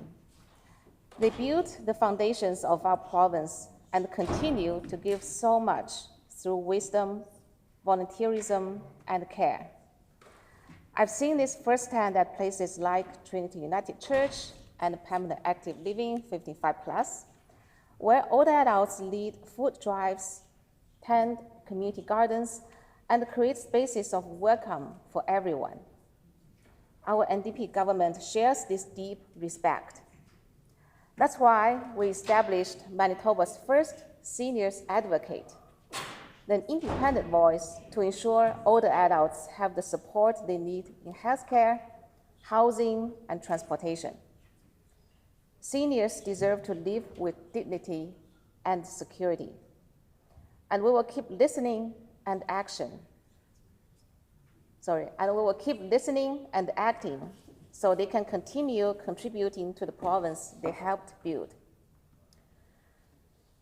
Honorable Deputy Speaker, I want to take a moment to recognize a remarkable longtime Fort Richmond constituent, Suni Matthews, who received the 2025 Manitoba Healthy Aging Awards, Healthy and Active Living Ambassador Award. Suni has inspired countless older adults to stay active and connected through fitness programs, social gatherings, and wellness initiatives that make life healthier and happier for seniors. Her work reflects the very best of Fort Richmond, a community where people care for one another and where aging is celebrated as a time of strength and vitality. Congratulations, Suni. I'm so grateful for you. Honorable Deputy Speaker, our government is expanding lactation support as a core part of women's health. Lactation consultants are now available to help new patients start strong and prevent complications during a pivotal time for infant and maternal health. We are training and hiring more midwives, including in the Interlake for the first time, improving prenatal, birthing, and postpartum care, especially in communities that have waited too long for locally available services. We are also restoring birthing services to Norway House Cree Nation so that families can welcome a new life in their own community and reduce costly, disruptive medical travel. Everything we're doing begins with listening. We met with nurses, physicians, paramedics, midwives, healthcare aides, pharmacists, and allied professionals. We sat down with patients, caregivers, and advocates. We traveled to rural, northern, and remote communities, and we engaged Indigenous leaders to design solutions that reflect local realities. Manitobans asked for timely care, safe workplaces, modern tools, and respect for those who serve. And that is exactly what we are delivering. When care is accessible and safe, when workers are respected, and when families can get help without breaking the bank, we are stronger together. This is how we build one Manitoba. Honorable Deputy Speaker, we delivered meaningful savings at the pumps by making the cut to the provincial gas tax permanently. This change continues to put money directly back into the pockets of Manitobans, helping workers get to their jobs, helping parents drive their kids to school and activities, and supporting small businesses that rely on transportation.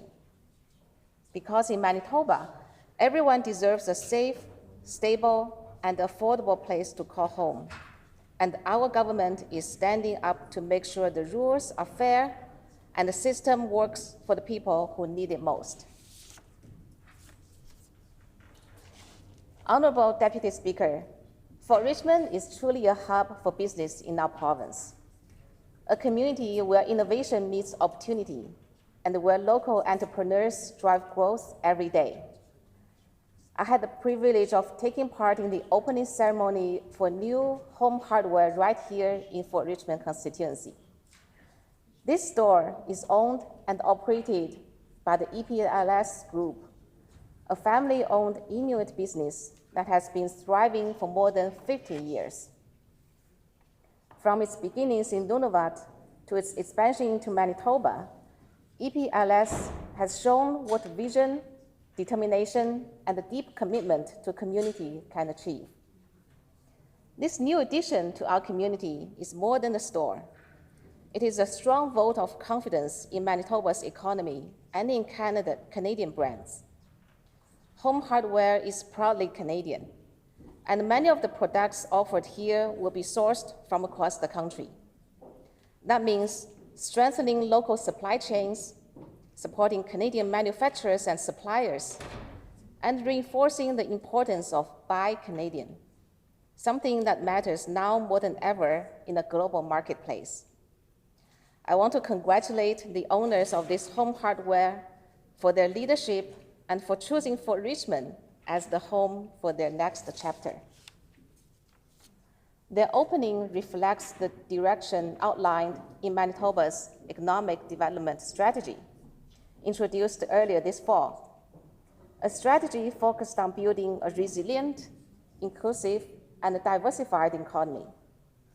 Indigenous-led economic development is a cornerstone of that plan, and the expansion of the EPLS Group here in Winnipeg is a powerful example of how Indigenous entrepreneurs are driving growth, innovation, and prosperity across our province. As the MLA for Fort Richmond, I'm proud that this store is opening in our constituency. Over the past year, I have also had the pleasure of visiting many incredible shops, restaurants, and services that make our community vibrant and welcoming. Small businesses like this home hardware are the backbone of Manitoba's economy. Nearly 98% of all businesses in Manitoba are small businesses, and they employ more than 2/3 of our workforce. This new location alone will employ approximately 25 people, another meaningful contribution to local job creation and economic activity. When businesses choose Manitoba, they are choosing our people, our communities, and our shared prosperity. That's why our government is making sure businesses have the tools they need to succeed. We introduced the Business Security Rebate Program offering up to $2,500 for security upgrades. We do this because we know keeping small businesses safe means keeping our communities safe. And we recently announced the cut to the payroll tax in our throne speech. This cut will help businesses like those in Fort Richmond reinvest in growth and jobs. Lower payroll taxes mean more resources for hiring, training, and expanding. So local businesses can thrive and families can benefit. Honorable Deputy Speaker, our government's approach is focused on growing our economy with reconciliation at its core, supporting entrepreneurs, and ensuring that Manitoba remains a place where businesses want to invest. From Indigenous-led ventures to family-owned shops, from cutting taxes to strengthening security, we are building an economy that works for everyone, and Fort Richmond is leading the way. Honorable Deputy Speaker, our NDP government knows that every child, from early learning through to post-secondary education, matters. For the first time ever, the throne speech will be published in Anishinaabe. We have increased school funding to ensure students have the tools they need to succeed. And we introduced a universal nutrition program so no child learns on an empty stomach. As a former school trustee and as a mother of children who attend schools in the Pembina Trail School Division, I know how much these investments matter. Strong schools mean strong communities, and our government will keep working to ensure every student has access to quality education close to home. Honorable Deputy Speaker, education is also about opportunity beyond the school day. Right here in Fort Richmond, programs like Can You are helping middle and high school students discover leadership, teamwork, and confidence. Can You brings young people together to learn, grow, and dream big. And it reflects the values we share as a community: cooperation, inclusion, and hope for the future.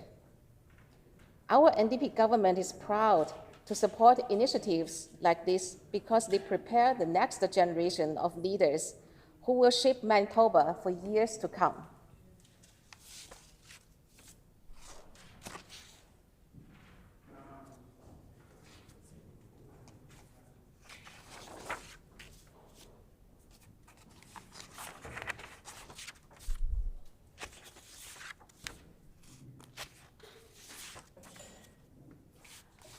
Honorable Deputy Speaker, I want to celebrate the people and organizations in Fort Richmond who make our community stronger every day. Trinity United Church, marking its 60th anniversary, continues to be a beacon of compassion and inclusion, supporting families, seniors, and newcomers with programs that build belonging. Scott Henderson, a longtime Fort Richmond resident, has spent 30 years lighting up stages across Canada, earning a Winnipeg Theatre Award for Lifetime Achievement and a place on the Rainbow Stage Wall of Fame. His artistry and mentorship inspire us all. And the German-Canadian Congress, celebrating 40 years, reminds us of the richness of Manitoba's multicultural heritage and the power of community to bring people together. These stories of courage, creativity, and care reflect the very best of Manitoba. They remind us that progress is not only measured in policies and projects, but in the lives we honor and the communities we strengthen. Honorable Deputy Speaker, everything I have spoken about today, healthcare, affordability, public safety, education, and economic growth, is for the people of Fort Richmond. As your MLA, I want you to know that my commitment begins and ends with you. Every decision I make, every conversation I have at the table is guided by your priorities and your voices. I have listened to you in your homes, at community events, in schools and places of worship, and I will keep listening. You have told me what matters: timely healthcare close to home, safe communities, strong schools, and opportunities for your children to build their future right here in Manitoba. You have told me you want a government that is fiscally responsible, environmentally cautious, and focused on creating good jobs. That is exactly what we are delivering. For Richmond is a community of innovators, educators, and families who care deeply about each other. My promise to you is simple. I will keep putting your priorities first, and I will make sure your voice is heard at the decision-making table. Together, we are building one Manitoba, a province where every family can thrive, every child can dream big, and every person feels proud to call this place home. Thank you for trusting me to represent you. I will never take that trust for granted. Thank you, Honourable Speaker.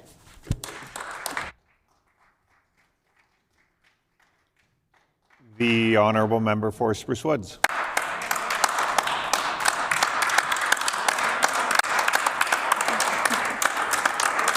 Thank you, Deputy Speaker. It is a profound honor to rise in this chamber for my first debate on the speech from the throne. Not only as an MLA for Spruce Woods, but as someone whose journey here has been shaped by family, by community, and by work on the front lines of healthcare. And by the deep belief that public service should reflect real people and real experiences. It should be guided by everyday lives of the Manitobans who wake up each morning and quietly hold this province together. I stand here today because of small town roots, because of the values that come from growing up in rural Manitoba, and because of experiences that taught me that leadership does not begin with a title, it begins with responsibility. Responsibility to neighbors, responsibilities to step forward rather than sit back, and responsibilities to build something that lasts longer than we do. I was born in Deloraine, a community that in many ways reflects the soul of rural Manitoba, hardworking, modest, anchored by the belief that people should look out for each other. You learn quickly in a small town that you cannot walk past a problem and assume someone else will handle it. You learn that community is not something you belong to, it is something you contribute to. Those early years shaped me more than deeply than I realized at the time.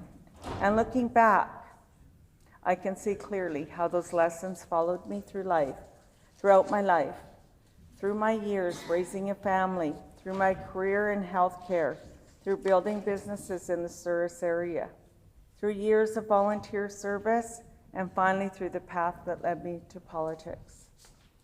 Souris has long been my home, and anyone who lived in a town like ours knows that rural life is equal parts beauty and responsibility.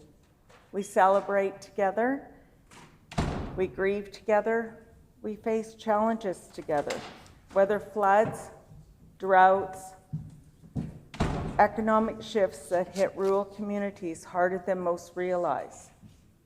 Being rooted in a place like Souris teaches you that change does not come from waiting, it comes from people, when people take action. That belief guided my career as a nurse. Nurse is not simply a profession. I know there are several members in this chamber who will share this sentiment. It is an intimate human calling. You meet at the most vulnerable, they're most frightened, and sometimes at the beginning of life, and sometimes at the end of it. You see families struggling to navigate a system that can freely overwhelming. You see staff doing everything they can with resources they have, often running on little more than commitment and exhaustion. Healthcare taught me compassion, but it also taught me urgency. When a patient needs help, they need help now, not 6 months from now, not once the paperwork catches up. The sense of urgency has stayed with me, and it continues to shape what I believe government should be: responsive, human, and grounded in a real-world consequences. But like so many Manitobans, my path was not just one profession. I built a business because rural communities depend on small businesses to provide both services and employment. Business ownership forces you to think differently about budgeting, about risk, about jobs, about the difference between spending money and investing money. It teaches resilience, problem solving, and the unavoidable truth that success is earned, not granted. It's also shown me how policies crafted in faraway boardrooms or government offices can land with real force on the people trying to keep their doors open. Being involved in the communities through business naturally led me into broader service, including times as president of the Surrey Chamber of Commerce. That experience opened my eyes to the quiet heroes of rural Manitobans, the entrepreneurs who sponsor youth sports, who employ local families, who make sure seniors have places to gather, who create life and activity on main streets that could otherwise fade. Too often, governments measure success through headlines and major capital projects. But anyone from a rural community knows that real measure of success is whether the small businesses can thrive, whether communities can retain families, and whether young people can see a future close to home. My work on boards like Manitoba Crime Stoppers and To the Stand and Back deepened that drive to serve. Supporting veterans, first responders, and those living with PTSD is not simply a charitable endeavor to me. It's an obligation and a duty to support and give back to those brave men and women who so selflessly serve us. These are people who have served us, who have faced trauma most of us could not begin to imagine, who deserve support that is meaningful, not symbolic. Their stories remind us that service comes from sacrifice, and that sacrifice deserves more than words. Each chapter of my life, professionals, personal, volunteer, led me closer to the public service. But the final push into elected life came from something simple. Manitobans asked me to step forward. And during my years of volunteering, I had countless conversations with people who felt unheard. People who believed strongly in their communities but felt government did not understand rural needs. People who wanted common sense, not political theater. People who simply wanted leadership that felt that it was rooted in the same soil they stood on. I am a wife, a mother of 3, and a nana to 8 grandchildren. They are the reason I seek to make things better. Every policy, every decision, every late night here at the legislature ultimately comes back to one question. What kind of province are we building for the next generation?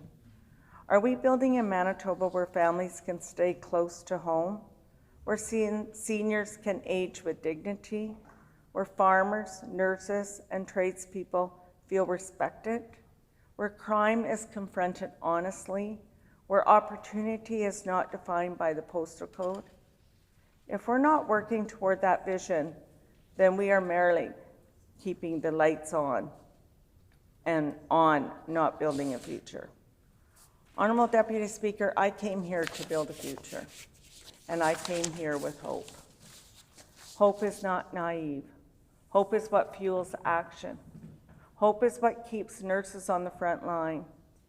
Hope is what keeps farmers planting in the dry years. Hope is what keeps small-town volunteers running fundraisers and rink boards and fire halls. Hope is why people run for office. Manitoba deserves governments that recognizes that hope and channels it into results that matter.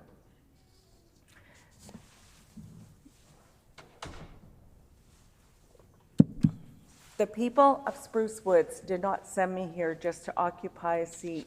They sent me here to be their voice. They sent me here because they believe their rural communities deserve attention, not as an afterthought, not as a line in their throne speech, but as a core priority. They sent me here to advocate for strong health care close to home, reliable highways and infrastructure, support for agriculture and small business, safer communities, and a provincial government that listens rather than dictates. And while today I speak with optimism and gratitude, I also speak with the weight of responsibility. The first speech of the throne that I am privileged to respond to sets the tone for what this government plans for the year ahead. Manitobans look to these commitments to understand not only what will be done, but how and for whom. Rural communities listen for signs that their needs will be overlooked, not be overlooked. Families look for reasons to be confident in their future. Seniors look for dignity. Workers look for opportunity. Business looks for stability. And those struggling, whether with housing, addictions, and mental health, or cost of living pressures, look for solutions grounded in compassion and practicability. As I reflect on the words in the throne speech, I find myself thinking about every Manitoban I met at the doorstep, in a clinic, in a small business, in a coffee shop, at an agriculture fair, and in local halls. They deserve the results, not headlines, not empty rhetoric, not recycled promises. They deserve action that reflects the real concerns they carry every day. And that is why we must turn our attention next. Because while today I've spoken about my journey, my community, the values that bring me to public service, the work of this chamber is not simply to share personal stories, it is to evaluate the direction set before us and ask whether it truly serves the people of Manitoba. In the spirit of respect, collaboration, and hope, it is necessary to look closely at what was promised in this throne speech, and what was left unsaid, and what Manitobans urgently need but have to yet see addressed. Our responsibility is not only to honor the aspirations of Manitobans, but to ensure the government meets them. And that conversation deserves careful, thorough examinations. I spoke earlier of what brought me here, the values shaped in Deloraine, the years spent raising a family in Souris, my work as a nurse, as a business owner, and as a volunteer, and the belief that public service begins with responsibility. I did so because I wanted Manitobans to understand why I sought to serve them. I did not come to politics seeking titles or recognition. I came because I believe deeply in the community, in collective purpose, and in the simple truth that leadership means stepping forward when others will be affected by your silence. And it is from the place of duty, of hope, of conviction that I now turn to the substance of the government's throne speech. I do not rise today with anger, nor with dismissive partisanship, but with genuine disappointment and an increasing fear for the direction of our province. The speech from the throne is supposed to be a vision. It is supposed to offer leadership, clarity, and a path forward grounded in the real hopes and anxieties of Manitobans. It could call us to something greater than ourselves. It should unite, not divide. It should reassure, not perplex. What was delivered fell short of that responsibility. We heard words, yes, many polished, sensitive, and well-crafted. But what we did not hear were commitments that met the scale of the challenges facing this province. We did not hear a plan that reflects urgency. I have witnessed firsthand in healthcare or desperation felt by rural families who struggle to access essential services close to home. We did not hear a plan that recognizes the economic pressure squeezing small businesses, farmers, tradespeople, or seniors. We did not hear meaningful recognition that crime and addictions are tearing apart communities, or that public safety requires more than slogans and symbolic gestures. The real disappointment is not simply the absence of the policy, it is the absence of the direction. Manitobans are not asking for perfection, they're asking for a plan. And Honorable Deputy Speaker, what keeps me awake at night is not just what was omitted. It is growing fear that this government either does not feel the urgencies that ordinary Manitobans live with, or it feels it but does not know how to respond.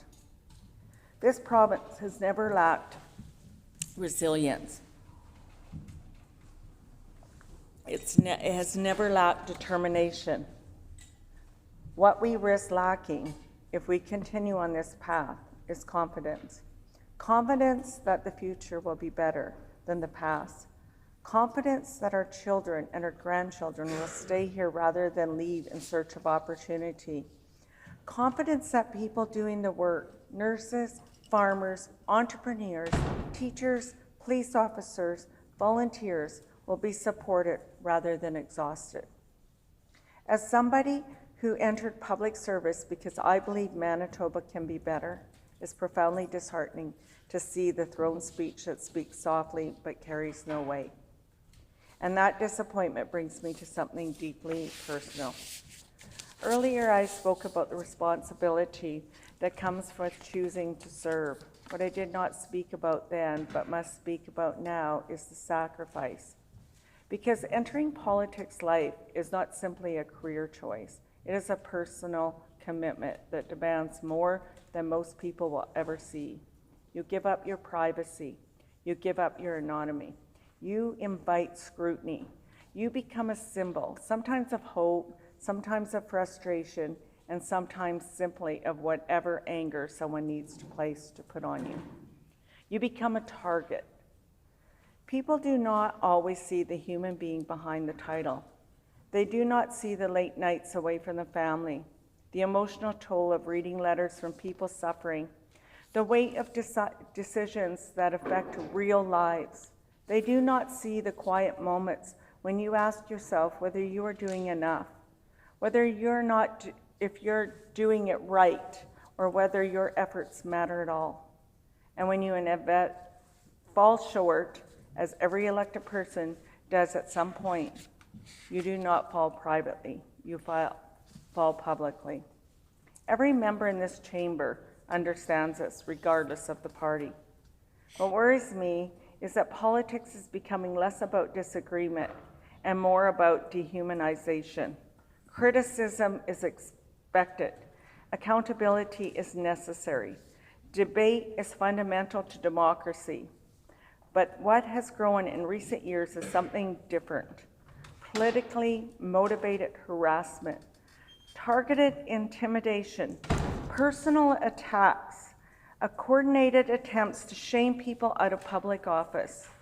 We have seen vandalism of MLA offices, threats at community events, and rhetoric that treats elected officials not as people doing their best, but as enemies deserving punishment. This trend is dangerous, not only for those in office, but for democracy itself, because when the cost of serving becomes unbearable, fewer good people will step forward. And if fewer good people step forward, decisions will fall to those motivated by service, but by ambitious ideology and resentment. We cannot allow that. We are people. We are parents, grandparents, neighbors, taxpayers, volunteers. None of us in this chamber enter politics pretending to be perfect. We entered because we cared about something larger than ourselves. We may disagree sometimes fiercely, but disagreement is not hostility. It is not justification for threats or violence. If we want better governments, we need a healthier culture of public service. We need to reject intimidation and replace it with dialogue. We need to restore the idea that politics is a shared endeavor, not a battleground. And that leads directly to the broader issues threatening not only political safety, but our social fabric. Manitoba is a diverse province, and that diversity is a strength when we seek common ground. But increasingly, public discourse encourages us to define ourselves by smaller and smaller identities. I'm a parent, and that is something I share with hundreds of thousands of Manitobans. I'm also a grandparent, which is a smaller group. I keep narrowing the categories: nurse, business owner, resident of service, volunteer, conservative. And with each step, I would shrink the circle of people who feel connected to me. That is not the path I want to walk. Because every time we narrow our identity, we exclude someone. We exclude their experiences, we exclude their story, we exclude the possibility of learning from them. When we divide ourselves in smaller and smaller groups, eventually there's no one left but those who look, think, and live exactly as we do. And that is not community, it is isolation. This is why we must choose common ground. We must choose things that unite rather than things that separate. We must remember that every person in this province, urban or rural, young or old, left or right, wants safety, dignity, opportunity, and a future with their children. These shared values must guide us. And it is precisely because I believe in that shared future that the throne speech was so disappointing. Thank you.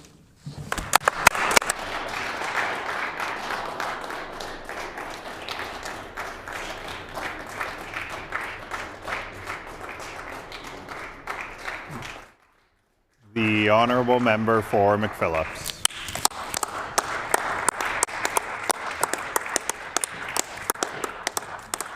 Thank you, Honourable Deputy Speaker. As always, it is a deep privilege to rise and to speak in this chamber, put some words on the record on behalf of the good folks of McPhillips. And if I can take just a brief moment here to talk about the constituency of McPhillips. I try as often as possible whenever talking about my neck of the woods in the city and the province to just highlight how McPhillips is almost like a microcosm of Manitoba. You can go from the south end of the constituency and see shopping centers and thriving small businesses and a lot of traffic on McPhillips. And you can head all the way up to the north parts and you can see farmland and rural living. And I think that's, to me, encapsulates just how, diverse in economy and culture our province is. And to get the privilege to represent the people of McPhillips and my constituents is a deep, deep honor for me. And I used to, before getting into politics, I remember after the nomination, the notion of going door to door to go door knocking. And conceptually, it sounds cool, but at first I kind of thought, this is weird. You're going up to strangers' homes and you're knocking on their doors in the middle of the day and you're striking up a conversation with them. And I now have a new sense of appreciation for the door-to-door salespeople and just the fear that they have. And but I got to tell you, it is one of my favorite things to do now, this job. There's a lot of cool things you get to do in this job, but by far my favorite thing is walking up that driveway, walking up the path to the front door and knocking and ringing the doorbell and just waiting to have a conversation with the person at the door, because as the MLA for the area, as the representative for the area, there's no better way to get a sense of what's happening on the ground and what the people of Manitoba think than to have direct one-on-one conversations with the people at the door. And oftentimes, they may tell you, no, everything's good, nothing's really on top of my mind. And sometimes you put them on the spot when you ask them, is there anything on your mind that we can do better? And they sort of get taken back. But I think for the most part, when people share things for you, it's a confirmation of the priorities that you set as a government, the priorities that we have set within our government. And this summer, we did a lot of door knocking, and time again, I heard about healthcare and the economy. And I think when talking about the throne speech, those two subjects, as well as others that I'll get into, are really highlighted. Of course, we know that our government got elected with a mandate to repair the damage the former government did to our healthcare system, specifically in my neck of the woods, Seven Oaks General Hospital. Just briefly, I had a chance last week to attend the Seven Oaks General Hospital Foundation's gala. And I'm going to say this on the record here, and I have no fear in saying this. It's the best gala in town. Like, it is incredible.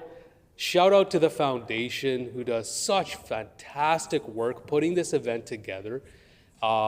Everything from the energy, the sense of generosity, the spirit in the room, to the elaborate decor. Every year it gets more and more elaborate. But when you're in that room and you're talking to folks, the sincere care and investment people have on an emotional level with Seven Oaks Hospital, a hospital that started off, had its genesis as a community-based hospital in the early 80s. And I might have shared this story before in this chamber, but I remember when I was door knocking during the campaign, I door knocked on this woman's door a few blocks away from Seven Oaks Hospital. And she told me that she remembered going on a walk, like a fundraising walk for Seven Oaks Hospital to get that hospital built. Like, this was a hospital that came to be because of the work of people in the community to bring a hospital to their community. So there's a real sense of attachment people have with Seven Oaks Hospital. But I think when it comes to a hospital, you never really think about your hospital until you need it. And you never really want to need it. But the reality is, life is going to come at you in different directions, and you don't know when you're going to need to depend on the healthcare system.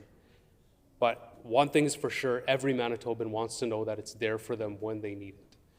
And in my neck of the woods, in the northwest part of the city, in McPhillips, we've seen a huge amount of growth in the last decade. A lot of new developments, a lot of newcomers to the province, a lot of young families, and a lot of seniors as well. And so naturally, I think you would think that when a community grows in size, that you would want to invest in the infrastructure of that area, anywhere. But contrary to that common sense, the last government actually shut down one of the best ERs in our province, which was Seven Oaks. And they shut that ER down. And so, extremely short-sighted, yes, but the signs were there. Like, this community was growing at that time as well. So reasonably, you can expect that in the future, you're going to have more people from the surrounding area. We're going to depend on Seven Oaks Hospital and the services there. Services including a world-class dialysis program in Seven Oaks Hospital. Shout out to the good folks who are in charge of that program there. And some of the world-class research and expertise that exists right in our backyard.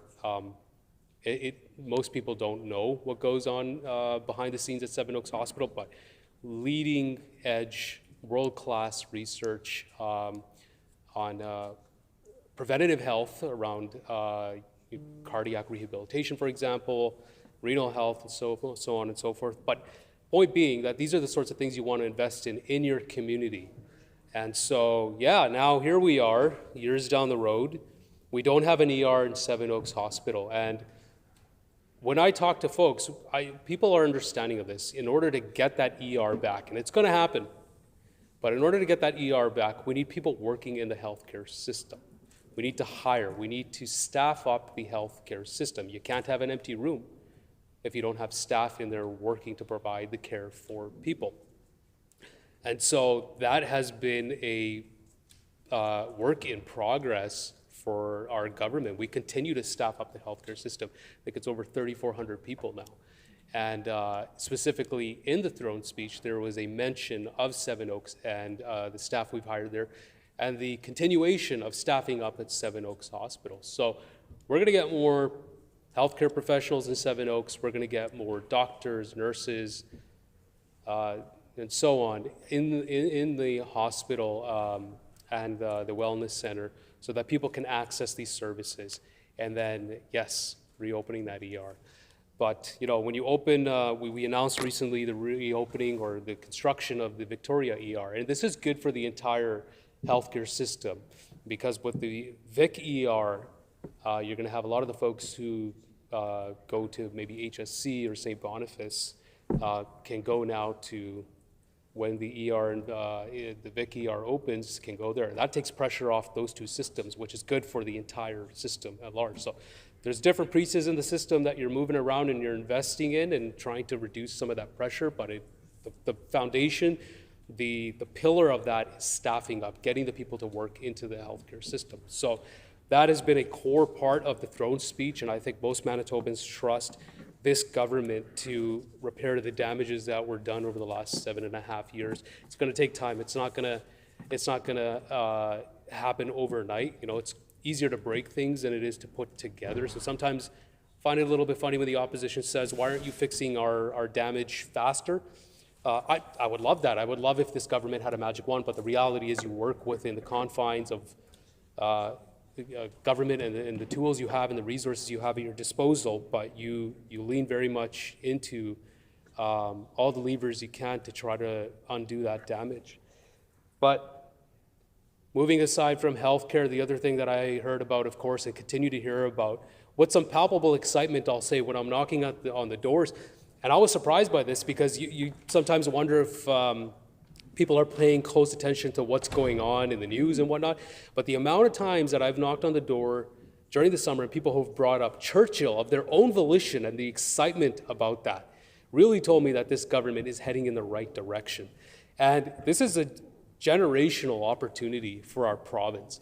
And I sometimes hear the skepticism that comes from the opposition and the negativity that comes from the leader of the opposition around this project, almost as if, I hate to say that the opposition leader wants the province to fail in this endeavor, which is very sad, right? And I don't make it a habit to paraphrase George W. Bush, but on this, you're either with us or you're with Donald Trump.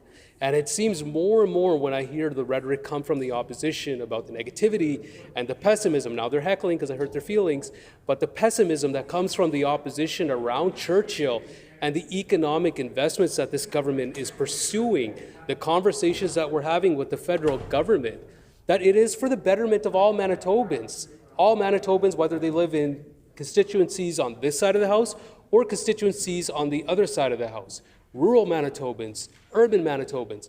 It is good for everybody. We should all get behind it, and I'm bewildered by the degree of negativity that I hear from the opposition on this. And I think the Premier puts it very well. It's almost with sadness to see how far the progressive Conservatives have fallen from the party of commerce and the party of your personal responsibility. It's almost day and day they move out to the tiny little fringes of the political spectrum and some of the pet projects that some of their members have, but stepping away from where the majority of Manitobans are. And the majority of Manitobans, whether you're in the Chambers of Commerce, if you're in Manitoba Chambers of Commerce, the Winnipeg Chambers of Commerce, or you're in the labor movement, or you're an activist on the environmental front, you all want Manitoba to succeed. We don't get to make these big investments. We don't get to do good for Manitobans. We don't get to address affordability issues in our province if we don't have our economic engine at full power. And this is what this government is pursuing. So I would sincerely hope that the opposition maybe changes their tone, gets behind us. It's weird. I would say that Pierre Poilievre's Conservatives have shown more support to Mark Carney than the progressive Conservatives across the way here have shown to our Premier in Churchill, in the Churchill project. So they're almost out of line with Pierre Poilievre, which is odd. I think Pierre Poilievre probably likes our Premier better than he likes the leader of the opposition, but that's a whole different. I hope that was caught on the mic. That's not up for argument. But in any case, the economy. This government is very much focused on growing the economy, strengthening the economy. My colleague for Fort Richmond mentioned the opening of Home Hardware in Winnipeg last night. I was able to attend as well. And I think this thing is super cool for Manitoba. One, Home Hardware. You don't get a more Canadian company than Home Hardware. And not that I'm aware of, but this is a company with its roots in the north of Manitoba, or Canada. It's opened up its first location, I believe, in Winnipeg. And what does this mean for Manitobans? More jobs. More jobs. So this speaks to the climate that this government is fostering here in Manitoba, one that is conducive and welcoming to commerce growth and investment by businesses. And I'm sure you'll hear the sentiment from folks in the business community everywhere. But the facts speak for themselves. We have new businesses opening up shop here in Manitoba. You have a lot of interest from businesses in Manitoba. Our government, of course, is taking important steps, removing PST off manufacturing equipment, pursuing actively and aggressively new investments in Manitoba, which is a lot more than I can say for the previous government. So on the economy, we're doing better than the previous government could have ever dreamed of doing. On keeping our streets safe, this one's really important because I hear about this all the time in my constituency. And I was very, very frustrated with the opposition spending all their time and effort holding up Bill 48 and trying to prevent real concrete action on trying to make our streets safer. Taking people who are in meth psychosis off our streets, people who don't know what they're doing in that moment, and perpetrating violence on the average person on our streets.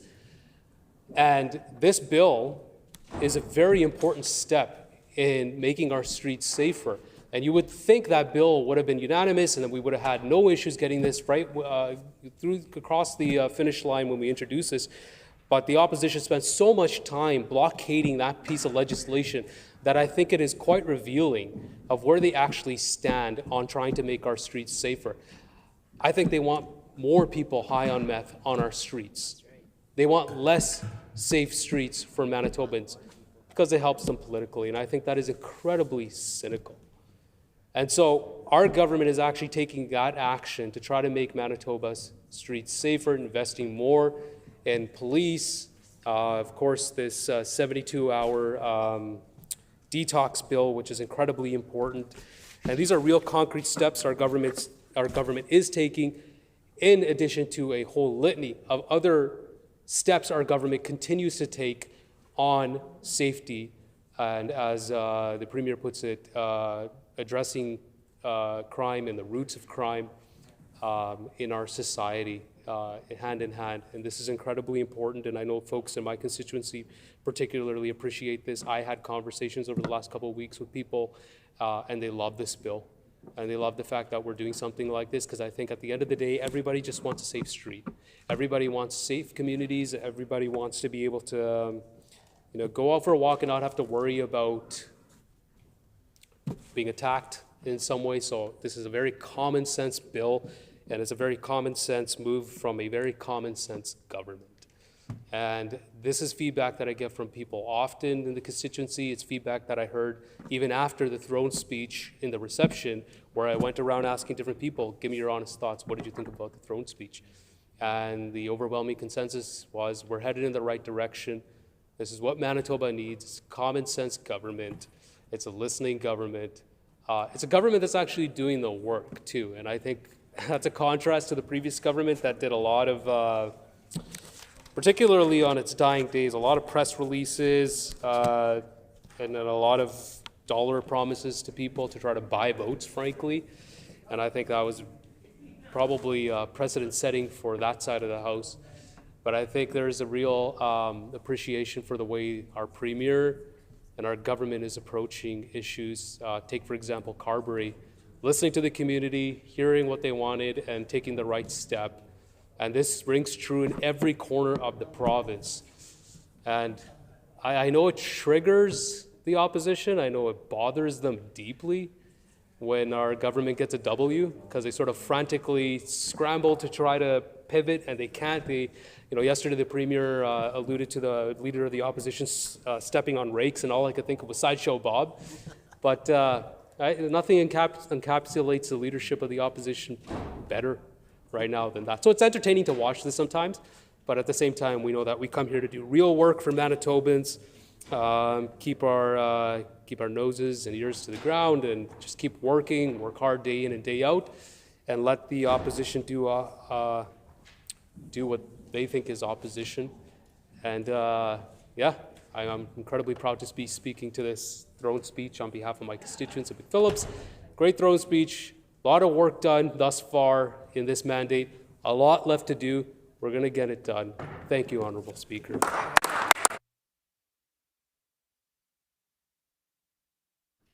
The honourable member for Borderland.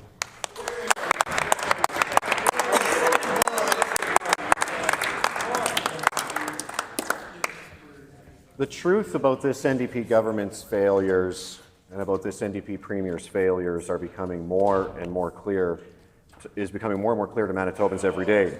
The endless crime on our streets, the continuing addictions and homelessness crisis, the rising unemployment levels and jobs migrating west, the struggling economy, shuttered businesses, and higher taxes paid by Manitobans. This throne speech is the NDP doing a victory lap while you pay the consequences. Manitobans are smart people. They get it. They see what's happening after just 2 years of NDP mismanagement. Surgical and diagnostic wait times are getting longer. Nurses leaving the profession and leaving the province. More young Manitobans leaving the province because youth unemployment has risen and there are no jobs and no opportunities here at home. Manitobans deserve better than the smoke and mirrors, the failures, and the degrading words of this Premier and this NDP government. They deserve better than the empty promises and failures to act, and the constant excuses of why they are failing on bail reform, failing to fix health care, failing to stop crime, failing to grow the economy or reduce the NDP deficits and debt. Manitobans deserve better than growing unemployment, higher costs of living, and inflation. And our young people, our most vital resource, deserve better than 2,600 youth jobs lost in the past year under the NDP. These are the facts of NDP failure. Let's look for a moment at their failure to execute real change for your family. The Premier said he'd fix health care. He ran an entire campaign on that issue. It's been 2 years now, over 2 years. ER wait times are not only higher, they are shattering records in Manitoba history. The median wait time for Winnipeg ERs this past fall was over 11 hours. And I just checked before standing up to speak, and at the moment, the ER wait time at the Grace Hospital is 14 and a quarter hours. That's over 14 hours. So if you go in right now to the Grace Hospital, you have to go to the ER for whatever it is, you're going to be sitting there for 14 hours, thanks to this NDP government's failures to deliver on health care. St. Boniface, no different, over 11 hours. That's real time. That's 11 hours right now, an 11-hour wait time right now.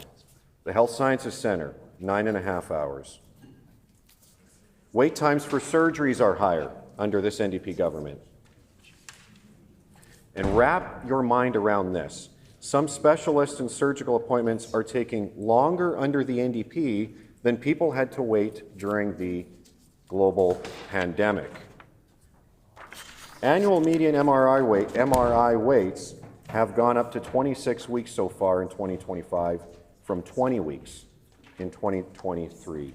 28,000 Manitobans are waiting for an MRI.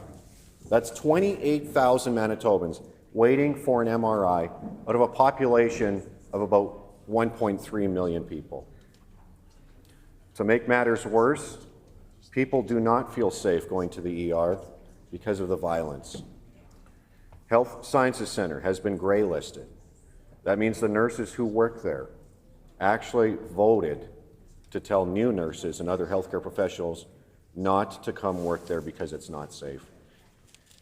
That's more than just an NDP failure. That's a scandal. Every Manitoban should be safe and feel safe when they go to work. The Premier gets up and grins and cheerleads for this health minister who, according to the Manitoba Nurses Union, gets a D- rating. Can you imagine that? The Manitoba Nurses Union giving the NDP a D- rating. And while we're on the subject, where are all those new doctors and nurses this Premier promised? It was pretty incredible to hear the Premier say, we've got them, there is no shortage. This NDP Premier actually went to the media to say, and I'll find the exact quote, and just to be very clear for this House and everyone listening, this is a story by the CBC entitled Manitoba's Health System Not Ready for Changes Promised in Throne Speech, Nurses Union. The quote is, we've got the numbers, that's not in question, this NDP Premier said. He said, we've got the numbers, that's not in question. He went on to say, we've been giving them all the money. We've been giving them all the staffing resources. They have to start showing improvement. That's a direct quote in this article, which was put out, and I'm trying to find the date, a couple of days ago, by the CBC, by this NDP Premier's former employer. I'm sure they got a call. Isn't that an incredible quote by this NDP Premier? We've got the numbers, that's not in question. We've been giving them all the money. We've been giving them all the staffing resources. They have to start showing improvement. I frankly think that that is outrageous. That is an NDP Premier passing the buck after 2 years of failing to deliver on health care. After 2 years of things getting worse, not better, in Manitoba. And this NDP Premier is shifting the blame and saying, well, we've done what we can. It's not up to us anymore. Or outright denying that there is even a problem, saying, we have the numbers. It's absolutely crazy. Well, the Manitoba Nurses Union President Darlene Jackson said her members still aren't noticing a difference when it comes to late shifts, patient loads and vacancies, pointing to a 37% nursing vacancy rate at the obstetrics unit in Thompson. She went on to say in this same article, I have nurses coming to me and asking, and this is in response to the Premier's statement, that we have the numbers. She says, I have nurses coming to me and asking, where are they? And that's the question that our health critic, who has done a very effective job on this health file, the MLA for Roblin, has been asking for a long time as well in this House and getting no good answers from this NDP government. Manitobans are asking, where are these nurses that the NDP talk about? Empty promises, empty numbers. In fact, it's so bad that another union, a separate union, a separate union had to come out and correct the NDP government. Oh, the minister across the way there will want to hear this. Because this, we heard from the Manitoba Nurses Union, who talked about the appalling job that the NDP government is doing on health care. This is a separate union. The Manitoba Association of Healthcare Professionals President, Jason Linklater, who said paramedics were shocked to hear the province of Manitoba, this NDP government, providing wildly inaccurate. The member for Waverley will want to hear this too. The member for Waverley is going to want to hear this. Paramedics were shocked to hear the province of Manitoba, this NDP government, providing wildly inaccurate and misleading information on a matter of life and death for Manitobans. That is a stinging indictment of their entire record, the last 2 years, on healthcare alone. He goes on to say, again, this is the president of the Manitoba Association of Healthcare Professionals, goes on to say, the fact that the government made an announcement about paramedics without having accurate information at hand underscores the need for a thorough and transparent allied health workforce plan that shows vacancies, turnover rates, future staffing needs, and clear steps to address the crisis. Again, a stinging indictment of this NDP government's failures on health care. And I just think it's incredible for a government to go out there and brag that they hired 231 new paramedics and then have to walk that back after this union president, Jason Linklater, comes out and says, hey, that's actually not accurate. And so the government, this NDP government, then has to go out and issues a statement and says, you know, our bad. From October 2023 to September 2025, we have added 18 net new paramedics to our province, and just one this entire last year. One in the year. Isn't that incredible? They go from bragging about hiring 231. So again, it calls their credibility into question. It highlights their failures with regard to delivering on health care. And it underscores the need for a different approach. But I think that's appalling. Empty promises by this NDP government.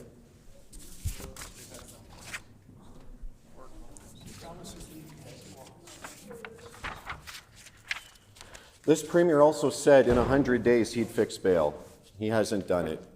And Manitobans saw the video too, watching the leaders debate the last election. It was the first thing he said when he was asked, what's something you would do within 100 days? What's the, Auditioning for Pinocchio. and it was the first thing that he came out with. He said bail reform. He would get that done in 100 days. The reality is violent crime is only getting worse. And you don't need me or anyone else to tell you that. You live here and you see it over and over again. This Premier likes to talk like a tough guy. He does it a lot, but he doesn't back up his words with actions. We need more than tough talk when it comes to crime. Manitobans need common sense policies that actually keep people safe. And that's why our PC team has been clear. We need to end catch and release same-day bail. If you're a repeat violent offender, you belong in jail. We've brought forward a common sense resolution on self-defense so you can protect yourself and your family. We called on this government to ask the federal government to change the law so law-abiding Manitobans would no longer risk getting criminally charged for defending themselves and their loved ones when someone breaks into their home. They voted against it. This NDP government voted against it. Yep. Recently, the Supreme Court of Canada struck down mandatory minimum sentences for those who sexually abuse children. We disagree. This PC team disagrees with that Supreme Court ruling. It's outrageous, frankly. Our Constitution offers an avenue to do so. It's called the Notwithstanding Clause. On this side of the chamber, we support using the Notwithstanding Clause to keep mandatory minimum sentences in place for those criminals and predators that sexually abuse kids. We all agree we need to protect our children on this side of the House. Yet this Premier said he would never use the Notwithstanding Clause. He's tabled a bill, Bill 50, to make it harder to use the Notwithstanding Clause to protect Manitobans and protect our province. We disagree. This NDP Premier is wrong. When it's about protecting our children, our PC team believes that we should use every legal tool possible to keep them safe from criminals and predators. It's pretty simple, really. This Premier wants to wait on the federal government and other provinces and the courts before he does anything. He's dithered for 2 years, and that's not leadership. On the economy, this Premier promised he'd make life more affordable for Manitobans. 100 days to bring down grocery prices. If you take a look at your grocery bill, has it happened? No. In fact, if you look at the Consumer Price Index year over year, the price of food rose 4.2% in their first year in office, another 3.4% this past year. And it's interesting, a headline by a paper of record here in the city, the headline reads, Canada's inflation rate eases to 2.2%, but Manitoba hits 3%. So not only is Manitoba's inflation substantially higher than the national rate of inflation, but the trend lines are actually opposite. Canada's inflation rate appears to be dropping, while Manitoba's inflation rate is rising. I think that's a concern, and ordinary working class Manitobans are feeling the pain. But forget the stats. Just look at the price on grocery store shelves. Food costs more and more Manitobans are going hungry. And what's amazing is, desperate to find cover for his empty promises, this NDP Premier plans to commission a study to figure out why grocery prices are going up. I think that's incredible. The Premier is absolutely out of answers. It is pretty incredible that this NDP Premier, is so desperate and flailing to cover for his empty promises to bring down food prices that he's now commissioning a study. It's pretty clear, really. Look in the mirror. You can save Manitoba taxpayers the money. You don't have to do the study. You look in the mirror. It's 2 years of failed NDP economics. It's not working. Life has only gotten more expensive under the NDP. And now they're raising taxes on Manitobans to pay for more out-of-control spending. This NDP Premier cancelled indexation of the basic personal amount. He cancelled indexation of the tax brackets. He cancelled the education property tax rebate. He cancelled the phase-out of education property taxes, resulting in $400 million in new taxes when it comes to the property taxes alone, and over $80 million in income taxes. All cancelled by this Premier. Maybe that's why prices are higher in Manitoba. Our former PC government left the NDP a surplus of $373 million. It was confirmed in 2023 and 2024, in the 2023 and 2024 public accounts by the Auditor General, but the NDP and this Premier blew it all. He added billions more in out-of-control spending and then had the audacity to try and blame the previous government for their lack of spending discipline. They have no plan to get to balance. You can read their budgets. There was barely a paragraph in 2024 on getting to balance and not much else in 2025. Now with this throne speech, they actually expect Manitobans to believe that they will suddenly magically achieve a balanced budget by the end of their term. It is laughable. And it would, at least it would be if the stakes weren't so high. After years of accusing the PCs of austerity, now they claim we were reckless with spending. Something doesn't add up. Both things can't be true. And in fact, neither are true. The facts are the PCs increased spending at a sustainable pace for 7 years while reducing the deficit each year, delivering the first balanced budget in Manitoba in over a decade. Under the PCs, our economy grew year after year while we were in government, and by far more than the meager 1% that is projected to grow under the NDP this year. The NDP haven't had a surplus since 2008. They simply do not have the ability to run a fiscally responsible government. They can't do it. Spending is outgrowing revenues massively. under the NDP, 5.3% to 1.1%. That's a 5.3% increase in government spending versus a 1.1% increase in government growth. That's wildly disproportionate, and it's not healthy, and we're heading in the wrong direction. And it's why they are now introducing new tax increases this year, and they're surely going to add more next year. They have already ended the indexation of tax brackets, and the basic personal amount in Manitobans' income will be reduced every year by cost of living pressures. And in simple terms, they change the tax rules so they get more of your money and you get less. That is their legacy on affordability. Manitobans cannot afford that. Honourable Speaker, I see my time is nearly up. I ask for leave to be able to continue my remarks. The member's time has expired. The honourable member asked for leave to extend his time. Is there leave for the honourable member for Borderland to I hear a no. The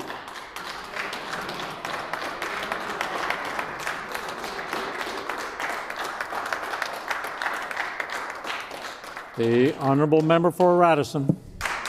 Thank you, Honourable Speaker. Thank goodness we denied leave from that member to finish his remarks because, Honourable Speaker, what are they talking about over there? Honourable Speaker, when it comes to fiscal management, only one government in Manitoba has ever balanced the books for 10 years straight, and that's the NDP, Honourable Speaker.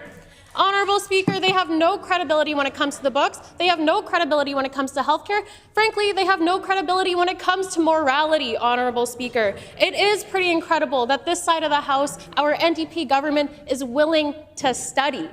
Imagine ridiculing a government for studying, Honourable Speaker. If they had studied a little bit more, maybe they wouldn't be sitting on that side of the bench, Honourable Speaker. Honourable Speaker, I am glad to start my remarks by responding to some of the vitriol that we've heard coming from the opposite side. Because, Honourable Speaker, the mudslinging that's coming from the other side is not based in anything of fact.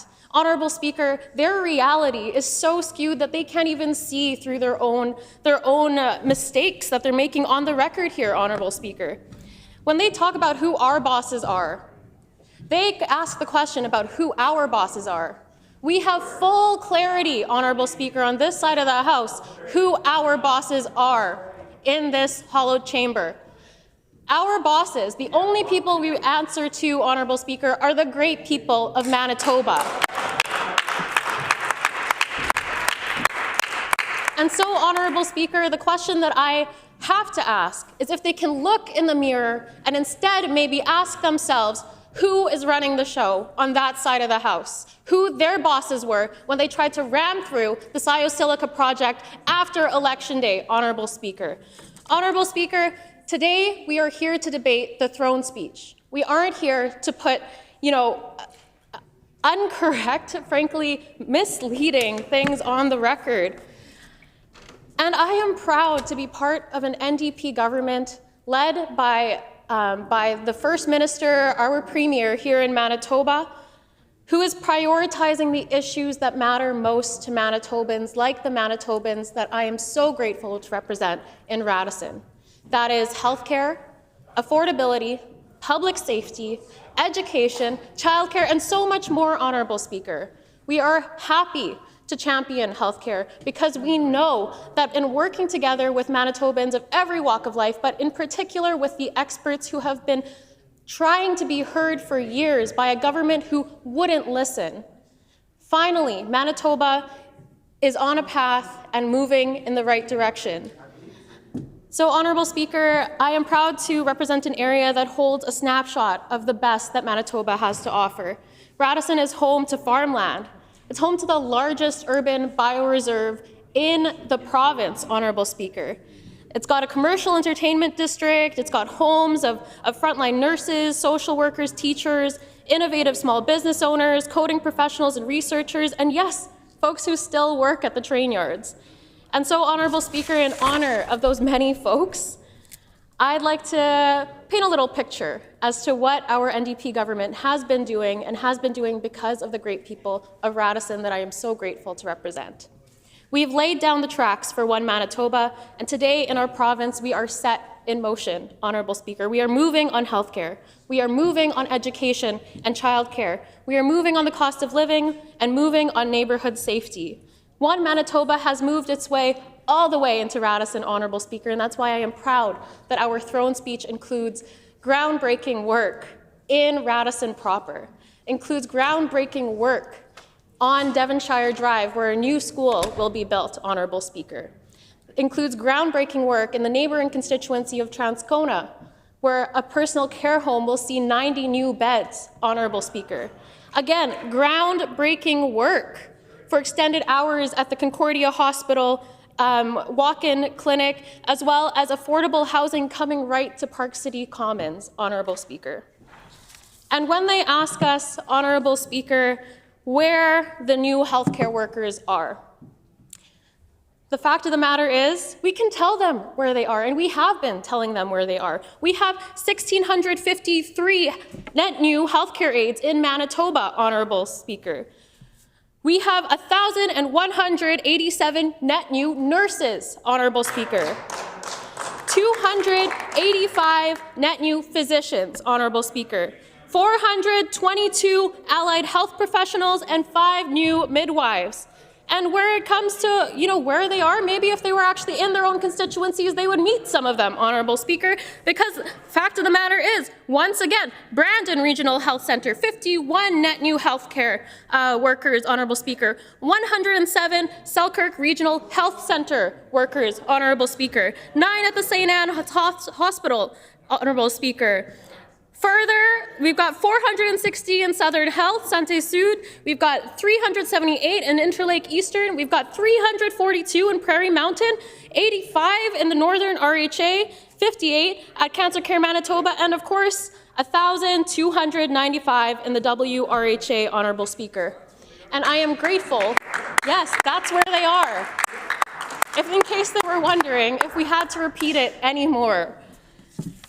And so, Honourable Speaker, that being said, I want to devote a little bit of this time today, again, to the team that has made this all possible. We are strong in Radisson and representing the constituents of this area because of the team that runs our office, and frankly, informs the work that I do, frankly, informs the work that we champion in these very halls, and that is, of course, the folks at the front desk, Brian, Carrie, Alicia. And when it comes to championing issues that Manitobans care about, Honourable Speaker, we know that healthcare is the foundation of a strong and prosperous Manitoba. The Transcona Trail Trekkers that meet just at the north half of Regent Avenue once a week, they know that. The Transcona Community Network that meets also on Regent Avenue knows that, Honourable Speaker. The JCs, they know that. The Rotary knows that. Even the good folks of the Legion who stretch across our northeast corner into Transcona know that, Honourable Speaker. We've listened to families, to seniors, northern and rural communities, Indigenous partners, frontline staff and patients, and we heard the same message that people want timely, high-quality care, close to home, delivered by respected workers who have the support and tools that they need. That's why healthcare sits at the heart of our plan, and we will always keep it at the heart of our plan unapologetically, Honourable Speaker. Honourable Speaker, a strategic physician-led plan is now underway to cut ER wait times, improve patient flow, and make sure that people are seen by the right provider at the right time. Honourable Speaker, we have ushered our healthcare system into the new age. I am so proud to have been able to shred up my old, already pretty shredded actually, paper health card, replace it for a plastic health card, and I am so excited to be able to introduce, led by the Minister of Health, the best Minister of Health in this great country, a digital platform instead, taking paper to plastic to pixels in under 3 years, Honourable Speaker. It's hard to believe that this is already our third throne speech, and I am so proud of the work that our team has been able to do together. Honorable Speaker, like you've heard already, we've brought forward a net new 3,500 healthcare staff into this province with so much more to come. And for the folks heckling on the other side, 3 new personal care home beds. Care homes, my apologies. Care homes in Lactabani, Arberg, and Transcona. These homes will give seniors the right level of care in their own communities, reduce long travel for families, and ease pressure on hospitals by ensuring smoother transitions from acute care to long-term support. Honourable Speaker, on this side of the House, we understand how beds flow in the healthcare system. We understand that bed block is caused by not 1, not 2, not 3 too many people in the ER or anything like that. The onus is not on the patient, Honourable Speaker. It is on the system that has been dismantled for 7.5 years. And we are working tooth and nail to bring it back up to a standard where Manitobans can be proud. In fact, Honourable Speaker, there are many frontline health workers that are already incredibly proud, that we are already incredibly proud of. Each and every single day, they show up to work. They've been working on the front lines since the dark days of the PCs, Honourable Speaker, since the dark days of a frozen contract, frankly, no contract under the previous government amid a global pandemic, Honourable Speaker. They've been working incredibly hard to serve Manitobans at some of the most vulnerable times of their lives. And we are so, so grateful that they are continuing to put in the good fight alongside our team in this Manitoba NDP government. Honourable Speaker, that's why, after far too long, our government is finally ending mandatory overtime, beginning with nurses. Honourable Speaker, speaking from personal experience, as a daughter of a frontline healthcare worker, having grown up in the Concordia Hospital, I know how heartbreaking it is to have your mom say she was mandated and couldn't pick you up from school. I know how heartbreaking it is to hear your mom say that she was, hear your father say that mom's not coming home tonight because she got mandated. So that one thing that you thought that you were going to do with her this week isn't going to be happening. The fact of the matter is that there was a time before mandation in Manitoba, and that worked. Honourable Speaker, all before the PC cuts hollowed our system, mandation was already banned, Honourable Speaker. This was used as a tool and an excuse for folks on the other side of the House to inadequately fund healthcare. And now that we have brought our system up to a state that actually has reduced mandation rates, Honourable Speaker, we are now finally able to end it. Honourable Speaker, I continue to be heckled by members opposite. Even now, as I'm calling them out on heckling, as I share a personal story about how, as a young girl, my mom couldn't come home at the end of a workday. They're heckling me while I explain the effects of mandation, Honourable Speaker. Shame on them.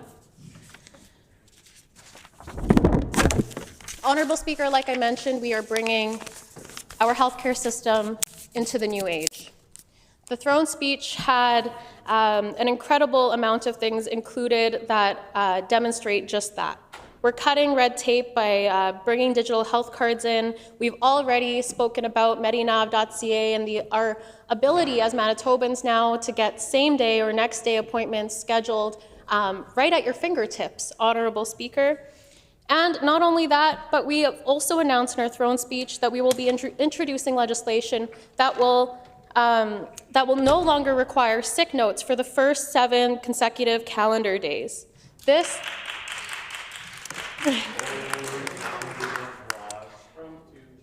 and they continue to heckle, Honourable Speaker. This is a great spot to be in for a 25-year-old. Came from the nonprofit sector where there was so much love, and all of a sudden I'm being yelled at by members opposite. Anyways, even the women. We are strengthening emergency response by allowing paramedic services to add emergency medical responders to their teams. These responders will receive in-community training, creating local capacity, faster response times, and career pathways for them to serve their communities. We also introduced a direct entry MRI technologist training program to fast-track skilled professionals into Manitoba's health system. Honourable Speaker, when it comes to women's health, you heard it earlier in this chamber today, we are expanding lactation support as a core part of women's health. Lactation consultants are now available to help new parents start strong and prevent complications during a pivotal time for infant and maternal health. We are training and hiring more midwives, including in the Interlake for the first time, improving prenatal, birthing, and postpartum care, especially in communities that have waited too long for locally available services. And everything we do, Honourable Speaker, begins with listening. We met with nurses, physicians, paramedics, midwives, healthcare aides, pharmacists, and allied health professionals. We sat down with patients, caregivers, and advocates. We traveled to rural, northern, and remote communities, and we engage Indigenous leaders to design solutions that reflect local realities. Manitobans asked for timely care, safer workplaces, modern tools, and respect for those who serve, and that's exactly what we are delivering, Honourable Speaker. And we're not done listening. Honourable Speaker, the Premier of this province is finally giving young Manitobans a tangible way to have a seat at the decision-making table, long before they're able to vote, long before they can, cast their ballot, long before they're able to run. Our government here in Manitoba, led by our Premier, is finally introducing the Youth Summit this winter. This is the first of its kind in our province's history, led by the Manitoba government, and it'll bring young people from across Manitoba together to, frankly, change the face of many systems that govern us, like the justice system, like the education system. I'm talking too fast for my own good, Honourable Speaker.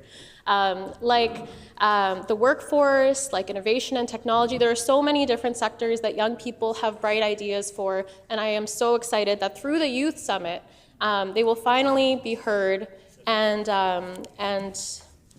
young people will be able to have an impact in a way that they haven't before. Honourable Speaker, the PCs had 7.5 years to fix bail.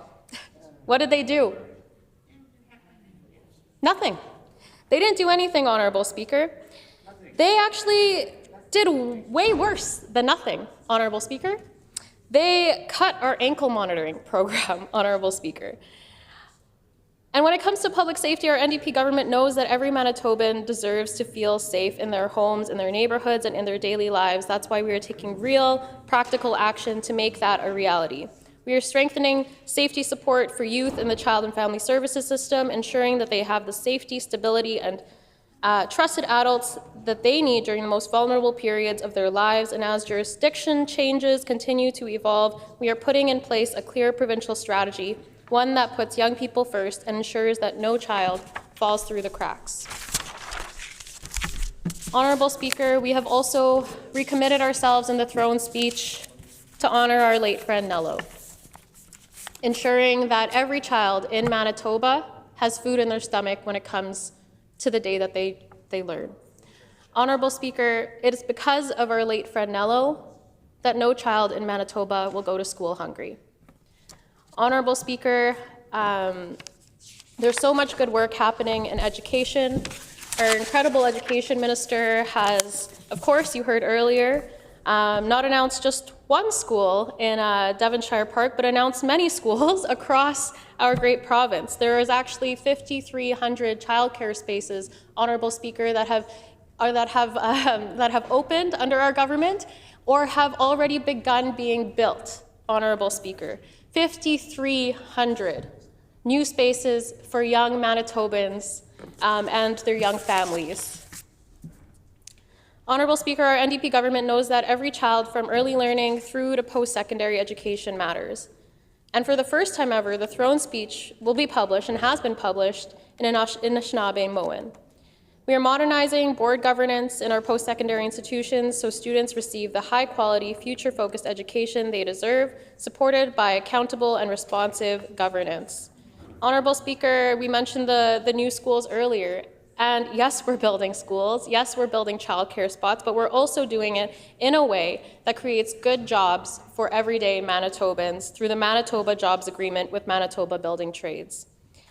These schools will not only serve growing communities, but also strengthen our workforce. Our NDP government has worked tirelessly to ensure children in care are safer. Because of those efforts, fewer children were lost in foster care this year than any year past. Behind that statistic, there are real lives, real families, and real progress, Honorable Speaker. Now, Honorable Speaker, seeing that my time is running out, I can't believe it's already there. And on the theme of ensuring that we commit ourselves to the idea that every child matters, and the idea that every child deserves food in their stomach, and the idea that every child ought to be set up in a way that, that allows them to thrive in the future, Honorable Speaker, I'd actually like to highlight one of the events that are happening very shortly in the constituency of Radisson that feeds right into that mission. December 3rd, Honorable Speaker, I invite you and my colleagues here in this chamber to join us at Panet and Molson at 9 p.m. for the CPKS Holiday Train Tour, the only stop in Winnipeg, Honorable Speaker. They'll be raising money and food for local food banks including Harvest Manitoba and local programs. We'll have Jade Eagleson and Tegan Gaze performing. The honourable member's time has expired.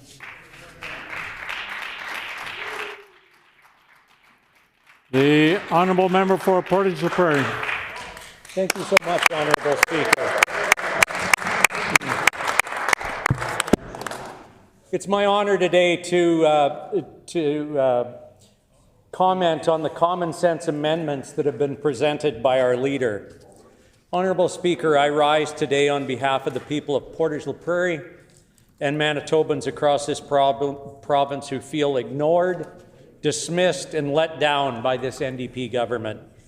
After hearing this year's throne speech, it became clear that Manitobans were promised progress, affordability, opportunity, and safety, but what they received was a speech full of recycled slogans, political spin, and vague promises at best. It sounded polished, but it did not reflect the reality of Manitobans who are struggling every single day. This government keeps telling Manitobans that things are improving. They keep repeating talking points over and over about hope, compassion, and rebuilding. But Manitobans are not seeing any of those promises materialize in their homes, in their communities, in their hospitals, or in their wallets. Life today is harder than it was a year ago. It's more expensive, it's less safe, it's more uncertain, and the throne speech did absolutely nothing to change that. When we look at health care, nowhere are the failures more obvious than the communities outside of Winnipeg, especially in my home community of Portage la Prairie. The Premier celebrates new clinics, new beds, and new staff as though he has solved the healthcare crisis, while ignoring parts of Manitoba that his government refuses to support. In Portage, we have a brand new hospital funded, planned, and built by the previous Conservative government, and yet the NDP refuses to commit to the one addition that our region and this province desperately needs, and that's an MRI machine. They skipped over it in the throne speech. We heard nothing of it. They avoided it in question period. They will not acknowledge it publicly. We have seniors, families, workers, and farmers who drive long distances to Winnipeg or Brandon or Dauphin for diagnostic services that should be available right near their homes. Delayed diagnosis means delayed treatment and worse outcomes. The NDP could have announced that MRI. They chose not to. The refusal to approve an MRI machine for Portage La Prairie, despite $5 million in privately raised, ready-to-deploy community funding. It's not a question of logistics or cost or need. It is pure ideology. The NDP cannot bring themselves to admit that a good idea is a good idea unless it originates from them. Even when a community steps up, works together, raises the money, and demonstrates the clear need, the government's response is to stall, dismiss, and deny. Their pride matters more than patient care. Their political comfort matters more than rural Manitobans waiting for diagnostic answers. And their ideology matters more than results. Shame on them. This is a textbook problem with a government that insists on controlling not a few things, but everything. They cannot tolerate a solution that didn't come from within their own bubble. For the NDP, community-driven success is a threat, not an asset. Rather than celebrating Portage La Prairie for taking the initiative and showing what true civic leadership looks like, they turn up their noses because it contradicts their worldview. They would rather Manitobans remain dependent on centralized government-approved fixes than empowered to build solutions themselves. It is the old NDP habit: bureaucracy over common sense, control over collaboration.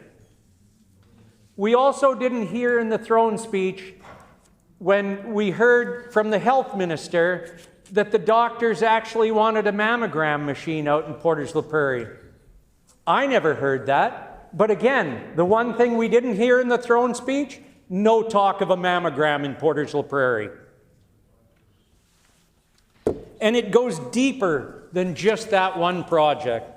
When governments become convinced that only it can solve the problems, it begins to interfere in every aspect of people's lives. It starts dictating what communities should want, how they should organize, and which ideas are acceptable.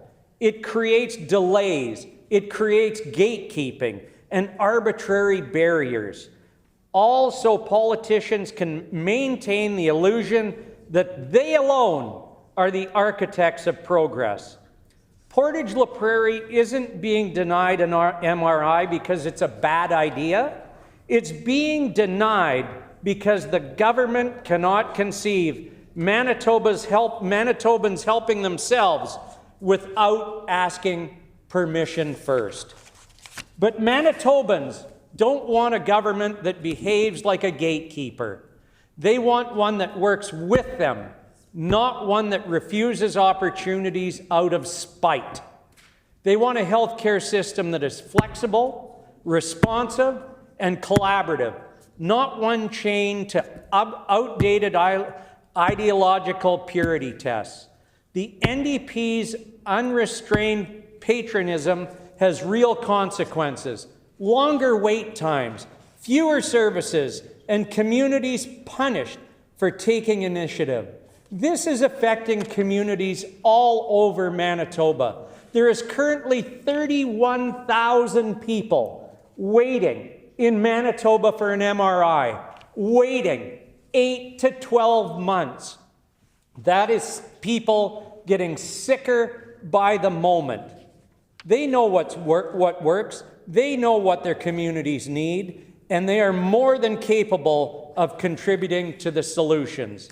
The only thing standing in their way of the government is they cannot see past its own ideology. Healthcare workers tell me that wait times are much longer today than last year. Families sit and wait in emergency rooms for hours overnight. Staff are overwhelmed and exhausted. Nurses who returned because they believed change was coming are starting to question whether anything, anytime, will ever improve under this NDP government. Nothing in this throne speech gives them reason to believe that relief is coming. And it's important to remember something that the NDP hopes Manitobans forget. They talk loudly about how much they care about rural health, but this is the same party that closed 17 rural emergency rooms. The last time they were in government, 17 communities lost vital emergency services because of the decisions made by this NDP government. Families were left without care that they needed. Lives were put at risk. And today, the NDP pretend they're rebuilding healthcare. The reality tells a very different story. You only have to drive up number 16 highway to the beautiful new health facility going up in Neepawa, Manitoba. You only have to drive down number 3 highway to see the beautiful addition that is being put in the Boundary Trails Hospital, not by this NDP government, but by the previous progressive conservative government. This government, who has chosen that I cannot even see our new hospital because I am not allowed in the building. That is wrong every day. When we turn to addiction and mental health, Bill 48 remains one of the most troubling of the troubling actions this government has taken. I want to be very clear because it's important. Everyone in this chamber wants to save lives. Everyone wants to protect vulnerable people. Everyone wants to show compassion to those battling addictions, mental illness, and trauma. Everyone wants to support families who are desperate to help loved ones in crisis. There is no disagreement about that goal. The disagreement is about the way the NDP went about it, and their approach was deeply, deeply flawed. Bill 48 was pushed through with speed, with secrecy, and an alarming disregard for the voices of community members, frontline experts, and the very people who will be most affected by protective detention. The government refused to listen to legitimate concerns about oversight, accountability, and human rights. They refused to consult properly with communities. They refused to listen to frontline experts who understood the real challenges. And they refused to respect the people of Point Douglas, who woke up one morning to discover that a protective care center was being placed in their neighborhood without any meaningful dialogue, transparency, or respect. That is not compassion. That is not partnership. That is not how you build trust in communities that has already endured so much. The NDP insist that Bill 48 will save lives, but they have provided no plan for what happens after someone leaves protective care, other than, I guess, they will get a pamphlet on the way out the door, on their way to the consumption site, and then they can bring the pamphlet right back to the protective care center and spend another 72 hours in solitary confinement. Without those pieces, a 72-hour hold becomes nothing more than a revolving door, or worse, a containment facility dressed up in the language of compassion. A 20-bed unit cannot solve a province-wide crisis. The NDP talks about compassion, but their actions show a government more focused on optics than it is on outcomes. Bill 48 spoke about more healthcare workers and paramedics. Every corner of this province is desperate for more healthcare workers. We're hearing paramedics. Where are these paramedics coming from? This one paramedic is going to be awfully busy. The government says Bill 48 is part of a broader strategy. If that is true, where is the strategy? The people of Manitoba deserve to know what's going on. Where are the long-term treatment beds? Where is the detox expansion? Where are the rural supports? Where are the plans for aftercare? Again, as we brought forward in the amendments that was brought forward by our leader. Where is the commitment to culturally safe services? These questions were raised repeatedly at committee, but many presenters were turned away. People who wanted to share their experiences were prevented from speaking. That is not what we need to do in Manitoba. Again, that's why it is important that we bring these amendments forward. There is no commitment for protective care services outside of Winnipeg. Again, there needs to be some sort of commitment. When I met with the minister, I was told that CSOs could do that work. CSOs are not trained to do that work. They have no way of transporting people. The RCMP in rural Manitoba is short. So does that mean that we are going to make them even more short by having them spend time driving to Winnipeg because I don't see any protective care centers being listed? The homeless crisis is another area where the government's rhetoric does not match reality in any shape or form. The Premier talked about ending chronic homelessness, but encampments across Manitoba tell a different story. In Winnipeg, Brandon, Portage, more tents are appearing, not fewer. People are living outdoors in our bitter winters, including seniors, youth, women fleeing violence, and people living with untreated mental illness. Well, the government congratulates itself day after day. Real people are freezing outside. Intentions alone do not house people. Intentions do not warm people. Intentions do not keep people alive. In Portage-la Prairie, we see this crisis clearly, and we see the government is doing nothing meaningful to address it. Manitoba's housing units sit empty while people sleep outside. The most glaring example of that is the Stevens Apartments. Again, Manitoba Housing, where was it mentioned?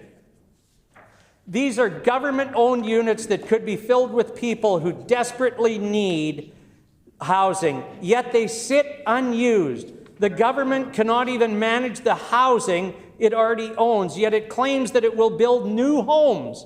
How can Manitobans trust when the government cannot even fill existing suites? 2/3 of that building continues to be empty. Residents with mental health issues are being put into homes without any wraparound services. How is that helping Manitoba? Affordability was another major disappointment. The Premier promised Manitobans that he would hold grocery stores accountable and ensure prices stayed in line. He said he would take action to make sure groceries were affordable, but grocery prices continue to rise. And the Premier has not delivered on a single promise related to affordability. There is no example of grocery chains being held accountable. There is no tangible action. There is only the Premier's empty assurance that there will be, yes, another study about grocery prices. I can tell you how we can easily look at the study for groceries. Go and stand in line in your local grocery store. Look at people that are looking at anything on the shelf. Watch them look at the price and watch them put it back. You don't need a study. The prices are going through the roof. The NDP's so-called affordability measures fall flat because they never touch the real forces driving inflation in Manitoba. Rebates, temporary credits, and photo op checks don't address the structural pressure. One of Manitoba's most serious long-time challenges is our failing productivity. Output per worker is stagnating or dropping in industries that once drove this province: agriculture, manufacturing, transportation, and natural resources. Where has Azure gone? Where? But we continue to spend money on things like a person in the US, in Washington, that according to our premier is a very good-looking guy. He may not have any contacts, but he's getting a $400,000 a year wage plus expenses. What has he brought to this province? I can tell you, absolutely nothing. This reduced capacity to produce goods and services is a major contributor to inflation. It leaves more money chasing fewer goods, but rather than creating an environment that encourages capital investment, innovation, and modernization.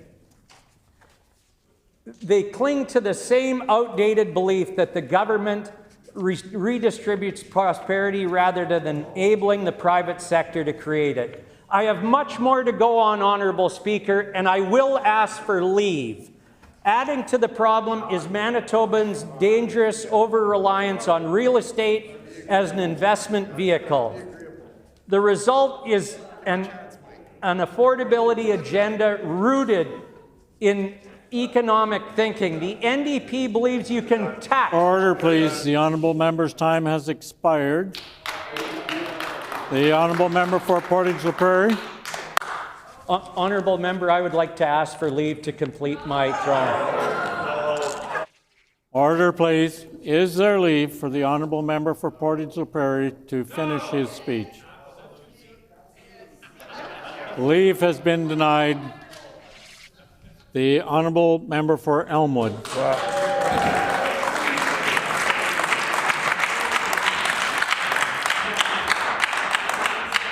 Thank you, Honourable Speaker. Normally, I would like to listen to the member for Portage-la Prairie a little more. If he'd be a little more optimistic, it would be nice. But I have a conflict of interest here because he'd be cutting into my time that I have. You know, this was actually a very, very good throne speech. I thought there was a lot of content in here and worth talking about and dealing with. And, you know, one of the big areas of the throne speech deals with the Port of Churchill. The Port of Churchill has been with us as an issue now as long as I've been around here and long before that. 300 years. The history of Churchill is this, that the railway was completed back in 1929. That's how long it's been around. In 1942, the United States Air Force used Churchill as a military base during World War II. The Strategic Air Command operated out of there. There was the Churchill Rocket Range. I think some of us here will remember the Black Brant rockets that were sent up through there. It became a tourism area. And so there's been activity there for many, many years. And back in 1986, there was a question about shipping grain out of there, and Premier Pauley at the time went to London, England to get the reinsurance treaties changed so that shipping companies could ship out of Churchill, because up till then no company would ship out of there unless they had insurance. He got that done, and it's just been a constant issue with us to try to get improvements there. We've improved the rail lines, we've tried to do shipping, We get blowback from Vancouver because it's a huge shipping area there. We get blowback from Thunder Bay. You know, there's more seats in Ontario and federal seats in BC than there is in Manitoba. We only have 14. So we have to fight our way through to, you know we want what we want to do. We want to get the right thing done, but we've got competitors on a bunch of different areas here. Then we have the whole area of the ice breaking capacity that we have to get.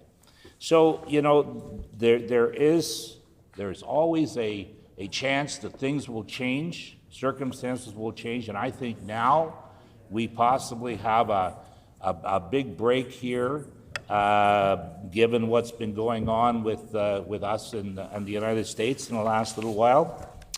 And there's a big move now to develop critical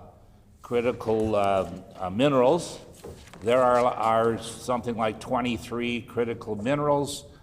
China is the processes practically all of it. And even though worldwide they only have a small percentage of all the critical minerals, the processing is done over there. So, you know, in the United States right now, what they've been lately doing, the battery plants are all now designated military. The critical minerals are designated military. And in Wyoming recently, they opened an open pit mine for critical minerals. You know, not all of the 23 of them are in all area, but they're open pit mining there. But guess what? They have to ship all that ore to China for processing because there's no processing facilities in Canada or United States. And they're quickly now, once again, under military designation, Americans are designating the refining and the processing of these critical minerals as the number-one issue, but they're not there yet, and they're developing the plans. So over a period of a couple of years now, I'm sure they're going to develop their plants, processing plant. But in the meantime, all that ore from Wyoming has to be sent to China, and then it will be brought back when it's processed. So whatever process we do here dealing with critical minerals is that we are going to have to develop our own processing. And when I read what it is we plan to do there, we're going to be having a critical mineral storage facility in Churchill. Well, I mean, the fact of the matter is that we should be processing those critical minerals here, and we ship them to the final market rather than sending them to China, because that's not going to be super competitive in the long term, especially if the Americans are going to be developing their processing part of the equation here, right? So, but there's been a lot of activities spent over the last few years. I can recall the whole idea of trying to have the east-west power grid. That's been an issue since Schreier days. You know, we were working on that. Why is it that in Canada we have north-south powered hydro development? In BC, it's all north-south. Quebec, it's all north-south. Manitoba's north-south. We don't connect a power grid east-west. In the Schreier days, we wanted to start working on that, and we did. And, you know, back a few years ago, Stephen Fletcher was here today. He was the federal minister of well,